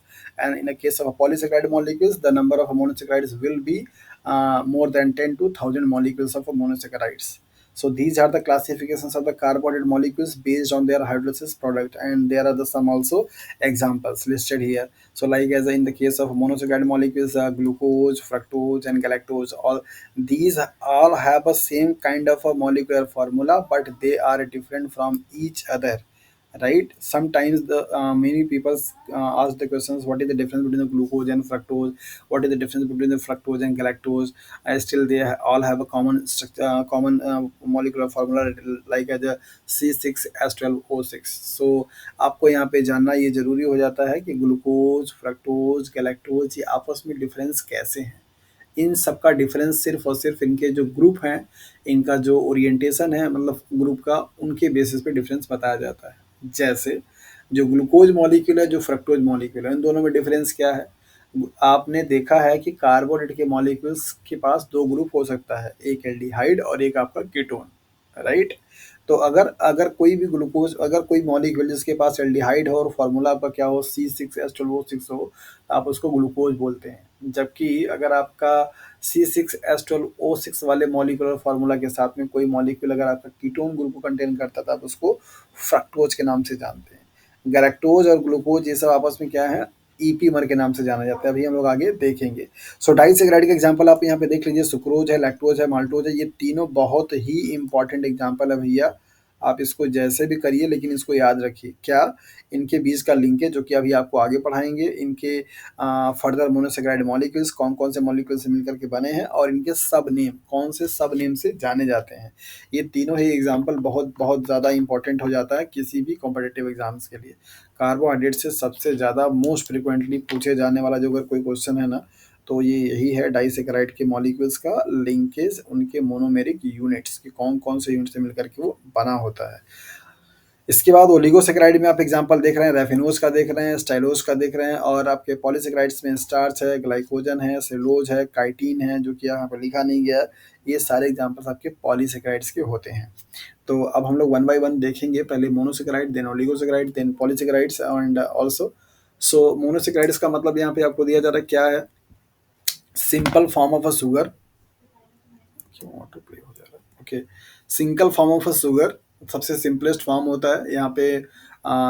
एक एक ही molecules मिलकर के आपके क्या बनाते हैं, molecules को sugar molecules का फॉर्मेशन करते हैं। तो simplest form of a sugar and the most basic monomer from which all carbonates are builds. ये ऐसे होते हैं, ये ऐसे होते हैं जो कि सबसे सिंपल फॉर्म में पाए जाते हैं, और इसके साथ साथ में इन्हीं से मिलकर के सारे यूनिट्स क्या, उससे सारे फर्दर आपके जो कार्बोनेट के मॉलिक्यूल्स होते हैं वो बने हुए होते हैं। इनकी प्रॉपर्टी क्या है कि ये कलरलेस होते हैं, वाटर सॉल्युबल होते हैं, और क्रिस्टलाइन सॉलिड होते हैं। क्रिस्टलाइन सॉलिड का मतलब होता है जो कि इनके पास प्रॉपर क्या हो कि स्ट्रक्चर एंड शेप हो, राइट। तो यहाँ पर आप देख सकते हैं कि क्रिस्टलाइन सॉलिड का मतलब क्या है। और इसके बाद आपको यहाँ पे दिखाया जा रहा है कि जो मोनोसेक्राइड मॉलिक्यूल्स होते हैं उनके पास एक केमिकल फार्मूला क्या होता है, CH2O का के पावर x, जहाँ पे x की संख्या या तो आपकी 3 हो सकती है, या तो क्या होगा 3 से ज़्यादा होगा। कोई भी मॉलिक्यूल्स ऐसा नहीं पाया जाएगा जहाँ पे x की वैल्यू आपकी 2 हो या x की वैल्यू आपकी 1 हो। मीन्स कह सकते हैं कि सबसे सिंपल से सिंपल आपका जो कार्बोहाइड्रेट होगा वो मिनिमम 3 कार्बन का होगा। 2 कार्बन के कोई भी कंपाउंड ऐसे नहीं है जो कि शुगर की कैटेगरी में आते हैं, जो कि कार्बोहाइड्रेट की कैटेगरी में आते हैं। So simplest form of carbohydrate must contain 3 carbon at least. तो 3 कार्बन से नीचे का कोई भी आपका कार्बोहाइड्रेट का मॉलिक्यूल्स नहीं है। तो उसके लिए फार्मूला आपको यहाँ पे दिया गया है कि अगर आपको ये पहचानना हो ये मॉलिक्यूल्स आपका मोनोसेकेराइड है या नहीं है, तो उसके लिए ये वाला फार्मूला आप अप्लाई करेंगे, जहाँ पे कार्बन, हाइड्रोजन एंड ऑक्सीजन का जो रेशियो है वो 1:2:1 का रेशियो है। इस रेशियो को अगर आप पकड़ पाएंगे तो आप आसानी से किसी भी मॉलिक्यूल्स का फार्मूला देख करके ये बता सकते हैं कि वो मॉलिक्यूल्स कार्बोहाइड्रेट से बिलोंग करता भी है या नहीं, राइट। तो जैसे अगर आपको यहाँ पे एग्जांपल दे दिया जाए, like as C35H70, sorry H70 and C35H70 and O38। दूसरा आपको दे दिया जाए C36H72O35। तीसरा आपको दे दिया जाए C35H70 एंड O35। तो अगर आपको ये पूछा जाए कि इन तीनों में से कौन सा मॉलिक्यूल मोनोसेकेराइड की कैटेगरी में आता है तो क्या आप बता पाएंगे। तो आपको ये बताने के लिए क्या चीज़ ध्यान रखना पड़ेगा। जी हाँ, मोनोसेकेराइड के मॉलिक्यूल में आपका जो कार्बन, हाइड्रोजन और ऑक्सीजन का जो रेशियो है वो कुछ इस तरीके से, 1 कार्बन, 2 हाइड्रोजन, 1 कार्बन। तो जहाँ कहीं पे भी ये रेशियो आपको दिखाई दे, तो कार्बन और ऑक्सीजन का नंबर अगर आपका सेम सेम है तो इसका मतलब 1:1 का रेशियो हो जाता है। इन दोनों में से किसी को भी देख लीजिए, अगर इसका दुगना हो तो 35 है, तो इसका क्या है 70 है, तो यहाँ पे 2 हो जाएगा। ये रेशियो आपका फॉलो हो जाता है, तो इसके बेसिस पे आप बोल सकते हैं ये वाला मॉलिक्यूल आपका क्या होगा, मोनोसेकेराइड होगा। जबकि यहाँ पे ऐसा कुछ रेशियो दिखाई नहीं देता है, ना तो यहाँ पे भी दिखाई देता है, तो ये गलत हो जाएंगे। तो इसके बेसिस पे कभी कभी आपको पूछ लिया जाता है कि यहाँ कौन सा मॉलिक्यूल आपका मोनोसेकेराइड का है, कौन सा नहीं है। तो उसके लिए फार्मूला आप याद रखिए, CH2O का होल एक्स, जहाँ पे एक्स जो है वो कार्बन की संख्या है, और कार्बन की संख्या के बेसिस पे आप उनको बता सकते हैं कि हाँ वो मॉलिक्यूल्स आपका मोनोसेकेराइड है या नहीं है। नाउ नेक्स्ट हम लोग आएंगे classification of monosaccharide molecules based on carbon number. Carbon number के बेसिस पे मोनोसेकेराइड के मॉलिक्यूल्स को क्लासिफाई किया जाता है, triose, tetrose, pentose, hexose, heptose, octose, nonose, इस तरीके से। कार्बन की संख्या बढ़ती जाएगी तो उनका नाम क्या होगा आपका अलग अलग होता जाएगा। सो classification of monosaccharide molecules based on the carbon number.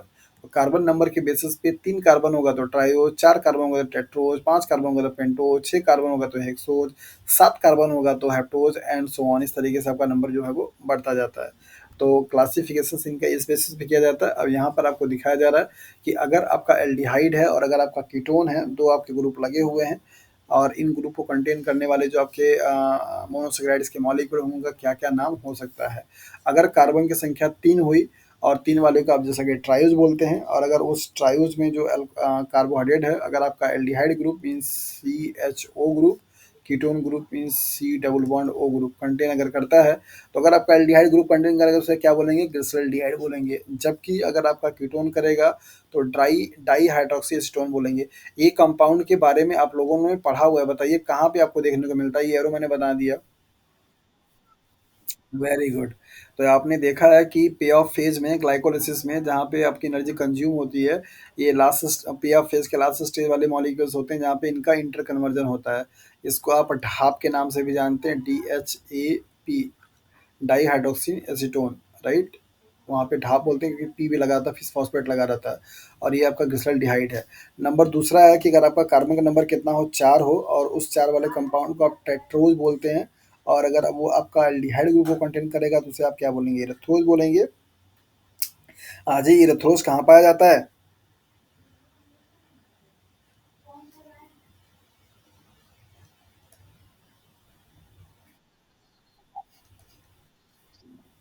और अगर आपका ये कीटोन होगा तो इससे आप इरेथ्रोलोज बोलेंगे।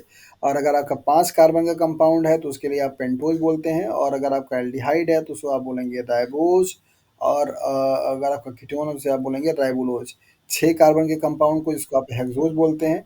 अगर आपका एल्डिहाइड होगा तो उसे क्या बोलेंगे? ग्लूकोज बोलेंगे, और अगर आपका कीटोन होगा तो उसे क्या बोलेंगे? फ्रक्टोज बोलेंगे। यही बात मैं आप लोगों को बोल रहा था कि ग्लूकोज और फ्रक्टोज में डिफरेंस किसका है? ग्रुप का। ये आपका कीटोन ग्रुप कंटेन करता है, और ये आपका एल्डिहाइड ग्रुप कंटेन करता है, बस यही डिफरेंस है। और अगर हेप्टोज है तो यहाँ पे ग्लूकोहेप्टोज और वहाँ पे स्यूडोहेप्टुलोज, ये आपके एग्जाम्पल हैं। ये कभी कभी आपसे पूछे जाते हैं।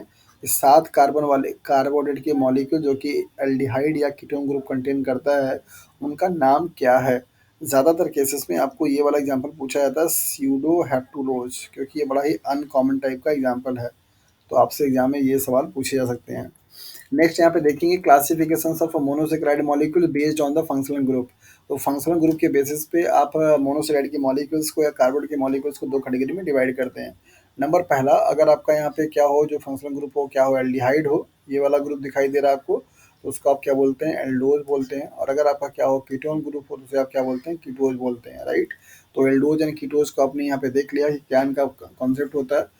और इसके बाद हम लोग यहाँ पे देखेंगे स्ट्रक्चर ऑफ मोनोसेकेराइड। तो स्ट्रक्चर ऑफ मोनोसेकेराइड में आप देख सकते हैं कि ये इनका ओपन फॉर्म है, मतलब ओपन स्ट्रक्चर भी हो सकता है, और ये इनका क्या है? साइक्लिक फॉर्म है, मीन साइक्लिक फॉर्म में भी हो सकते हैं। ओपन फॉर्म वाले को फिशर प्रोजेक्शन फार्मूला के नाम से जाना जाता है, जबकि साइक्लिक वाले को हावर्थ प्रोजेक्शन फार्मूला जाना जाता है। तो यहाँ पे आप इसका ओपन फॉर्म देख सकते हैं, ये आपका पूरा एल्डिहाइड ग्रुप है, तो यहाँ आपका ये कार्बन हो जाएगा, मान लीजिए फॉर एग्जांपल ये 2, और ये आपका 3, ये आपका 4, ये आपका 5, ये आपका 6। ओके, तो इस तरीके से आप यहाँ पे देख पाएँ कि ये जो आपका ओपन फॉर्म है इसमें क्या है, और आपका जो रिंग फॉर्म है इसमें क्या है। तो रिंग फॉर्म में आप देख पा रहे हैं कि ये जो आपका ग्रुप है ऑक्सीजन वाला, ये वो यहाँ पे आ गया, और इस तरीके से ये वाला जो कार्बन होता है वो पहला कार्बन होता है, ये आपका क्या होगा? दूसरा कार्बन होगा, ये आपका तीसरा कार्बन होगा, ये चौथा कार्बन होगा, ये पाँचवां कार्बन होगा, और ये वाला आपका क्या है? छठवां कार्बन होगा। इस तरीके से ये आपके ग्लूकोज के फ्रक्टोज ग्लूकोज के ओपन और चेन वाले क्या हैं? स्ट्रक्चर्स हैं, जिसको आप हावर्थ प्रोजेक्शन बोलते हैं साइक्लिक वाले को, और फिशर प्रोजेक्शन बोलते हैं ओपन चेन वाले को। तो ये स्ट्रक्चर्स कभी कभी आपसे एग्जाम में पूछे जाते हैं कि कौन से किसको बोलते हैं, तो आप उसको अच्छे से याद रखिएगा। Class configuration of monosaccharide molecules. तो कॉन्फ़िगरेशंस की बात जब भी हम लोग करते हैं तो सबसे पहले ये समझ में आता है कि कॉन्फ़िगरेशंस का मतलब क्या है। कॉन्फ़िगरेशंस का मतलब होता है कि उनका 3 डायमेंशन में मॉलिक्यूल्स का स्ट्रक्चर या उनके ओरिएंटेशंस के बारे में जानना। तो कन्फर्मेशंस जो है वो बेसिकली आपका ग्लूकोज का 2 कैटेगरी में डिवाइड किया जाता है, डी फॉर्म और एल फॉर्म। ओके, तो यहाँ पे एग्जांपल आपको दिया गया ग्लिसरॉल्डिहाइड का, जो कि सबसे सिंपलेस्ट और सबसे लोएस्ट नंबर ऑफ कार्बन का क्या है? कार्बोहाइड्रेट के मॉलिक्यूल्स, राइट? तो अगर उस कार्बोहाइड्रेट के मॉलिक्यूल्स में जहाँ पे 3 कार्बन है, अगर उस कार्बन पे जो आपका ये नीचे वाला हाइड्रोक्सिल ग्रुप दिखाई दे रहा है, मतलब ये वाला जो कार्बन आपको दिखाई दे रहा है, इस वाले कार्बन से इस पहले पे, मतलब पहला वाला, इस वाले कार्बन के अलावा पहला वाला कार्बन जो होगा, अगर वहाँ पे हाइड्रोक्सिल ग्रुप का ओरिएंटेशन राइट हैंड साइड में दिखाई दे रहा है, राइट? तो उसको आप क्या बोलेंगे, that is the D form. और अगर आपका यहाँ पे क्या होगा, लेफ्ट हैंड साइड में होगा, तो उसे आप क्या बोलेंगे, that is the L form. तो इस तरीके से ये हाइड्रॉक्सिल जो ग्रुप है, उनके ओरिएंटेशन के बेसिस पे इनका क्लासिफिकेशंस किया गया, that is the D form और एल फॉर्म। तो डी फॉर्म जिसे आप डी ग्लूकोज बोलते हैं, या डी एल्डिहाइड यहाँ पे एग्जांपल आपका दिया जा रहा है, तो उसमें आपका जो हाइड्रॉक्सिल ग्रुप होगा वो प्रेजेंट कहाँ पे होगा, आपका इस साइड में, जैसा कि आप यहाँ पे देख पा रहे हैं। ये वाला जो ग्रुप है, ये अगर आपका यहाँ इधर की तरफ होगा तो आपका डी, इधर की तरफ होगा तो आपका एल फॉर्म में बोला जाता है, राइट। इसके बाद आप यहाँ पे देख सकते हैं ग्लूकोज के मॉलिक्यूल्स का एग्जांपल लेकर के। तो जैसा कि आप जानते हैं कि जो फंक्शनल ग्रुप होती है, वहाँ से आप नंबरिंग करते हैं, तो फंक्शनल ग्रुप मान लीजिए आपका ये है, तो ये पहला कार्बन, ये दूसरा कार्बन, ये तीसरा कार्बन, ये चौथा कार्बन, ये पांचवा कार्बन, ये छठवां कार्बन। तो आपको अच्छे तरीके से समझा दे रहा हूँ कि ये नीचे वाला जो आपका कार्बन होता है, इसके जस्ट ऊपर वाला मीन पहला वाला जो कार्बन होगा, ये इस ग्रुप से डिसाइड होगा कि कौन सा मॉलिक्यूल सबका डी है, कौन सा मॉलिक्यूल सबका एल है।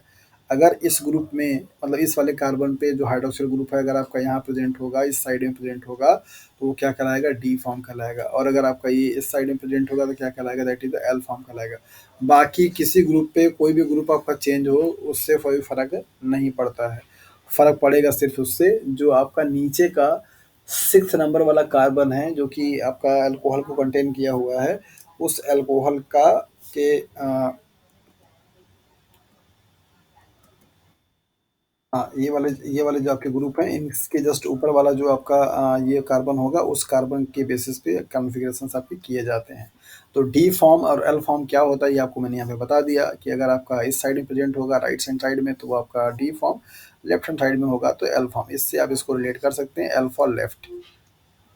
नेक्स्ट आपको यहाँ पे दिया जा रहा है confirmation, right, configuration alpha and beta. तो आपको जैसा कि मैंने पहले ही बताया कि ये जो पहला कार्बन होता है, ये वाले कार्बन जो होते हैं, इस वाले कार्बन को आप एनोमेरिक कार्बन बोलते हैं। क्या बोलते हैं, एनोमेरिक कार्बन। तो एनोमेरिक कार्बन का मतलब ये हुआ पहला वाला कार्बन। अगर इस कार्बन पे हाइड्रोक्सिल ग्रुप का ओरिएंटेशन क्या है, डाउनवर्ड है, मीन्स नीचे की तरफ है, तो आप उसको क्या बोलते हैं, अल्फा बोलते हैं। क्या बोलते हैं, अल्फा ग्लूकोज। और अगर उसी कार्बन पे, सेम कार्बन पे आपका क्या हो, हाइड्रोक्सिल ग्रुप का ओरिएंटेशन कैसा हो, ऊपर अपवर्ड डायरेक्शन में हो, तो आप क्या बोलते हैं, बीटा। तो alpha and beta, these are the anomers. क्या है, एनोमर्स है। तो एनोमर्स का डेफिनेशन क्या बन जाएगा, एनोमर्स वो होते हैं जिनमें पहला कार्बन मीन्स एनोमेरिक कार्बन पे हाइड्रोक्सिल ग्रुप का ओरिएंटेशन क्या होता है, चेंज होता है। ऐसे मॉलिक्यूल्स को हम एनोमर्स के नाम से जानते हैं। तो केमिकल फार्मूला भी सेम होगा, मॉलिक्यूलर स्ट्रक्चर भी सेम होगा, लेकिन सिर्फ और सिर्फ ओरिएंटेशन क्या होगा इनका, हाइड्रोक्सिल ग्रुप का आपके एनोमेरिक कार्बन पे क्या होगा, चेंज होगा। अगर ऐसा हुआ तो उसको आप एनोमर के नाम से जानते हैं। Alpha and beta, these are the examples of anomer. Next आपका आता है ईपीमर।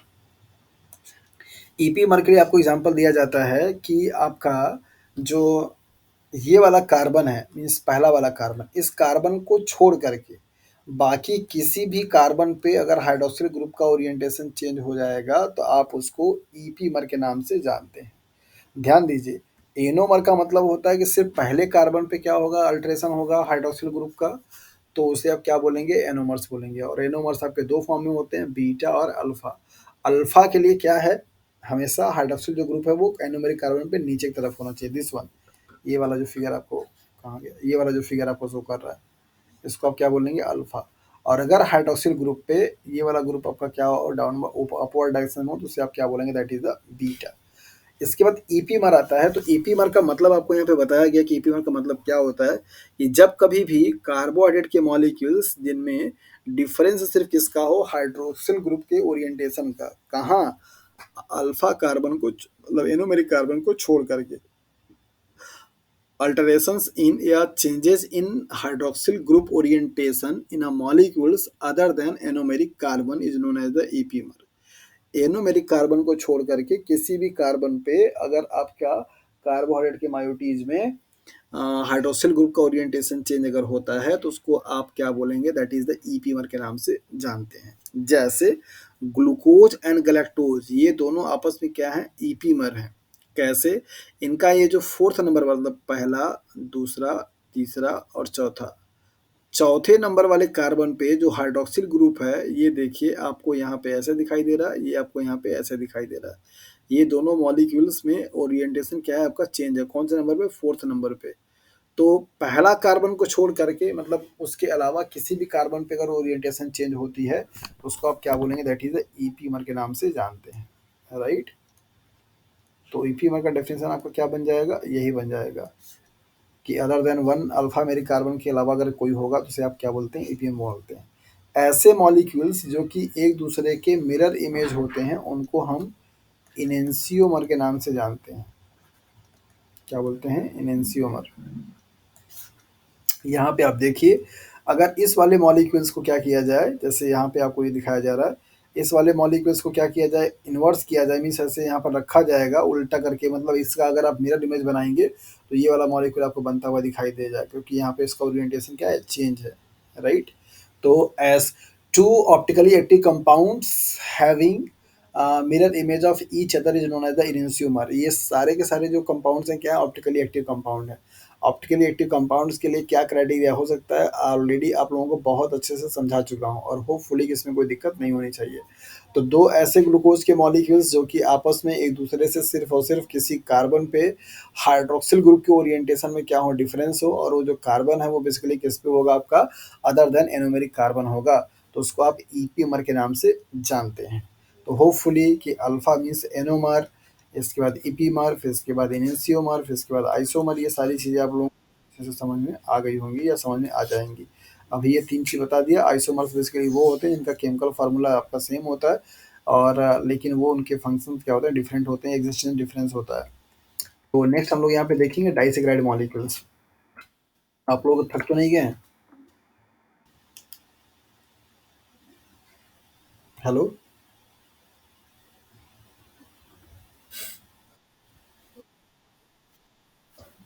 अरे तो बहुत कम लोग बचे हैं, सब लोग चले ही गए हैं क्या? चलिए ठीक है, डाइसेक्राइड की मॉलिक्यूल्स फिर कल स्टार्ट करते हैं, कि देख रहे हैं सिर्फ अर्चना और पूजा और आकांक्षा और सिद्धार्थ बच्चे हैं, बाकी सब के सब चले गए।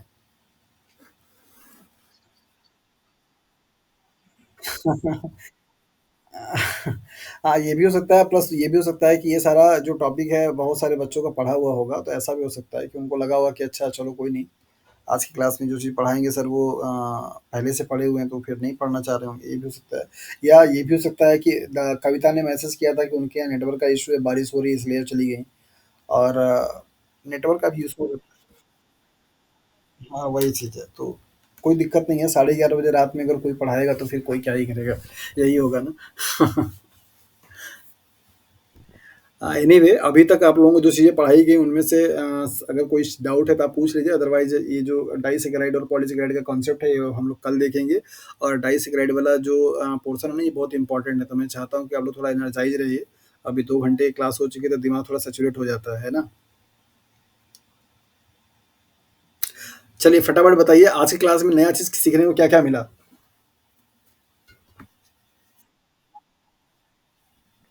अच्छा, और कुछ?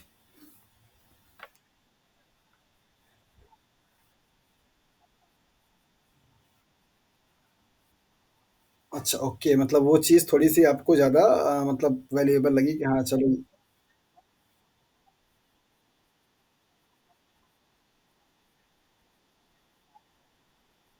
बिल्कुल।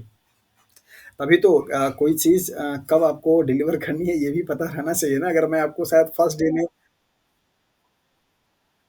अगर आपको फर्स्ट फर्स्ट डे में अगर आपको हाइब्रिडेशन बताता है तो शायद आपके दिमाग में पजलिंग हो जाती है कि पता नहीं कैसे क्या है, राइट? लेकिन अभी आप धीरे-धीरे ये जान गए कि सिग्मा बॉन्ड कैसे बनता है, पाई बॉन्ड कैसे बनता है और लोन पेयर इलेक्ट्रॉन कैसे आप निकालते हैं। तो जाकर के जब ये सारे कॉन्सेप्ट क्लियर हो गए, तब आपको पता चला कि हाइब्रिडेशन निकालने का सिंपल तरीका है कि सिग्मा बॉन्ड काउंट करो, लोन पेयर इलेक्ट्रॉन काउंट करो, हाइब्रिडेशन बता दो। तो सो सिंपल, आप बता पाए। ओके।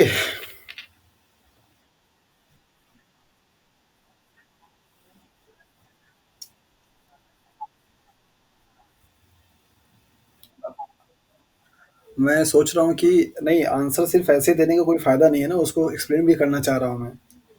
उसके लिए क्लास ही लगानी पड़ेगी और वो बहुत इंपॉर्टेंट रहेगा क्योंकि मैं आंसर अगर दे दूँगा, तो मालूम नहीं कि जिसने आंसर वो लगाया है उसके पीछे का अप्रोच उनका सही रहा है या फिर किसी आंसर्स कई बार वैसे भी सही हो जाते हैं अगर आपकी अप्रोच सही ना भी हो तो, है ना?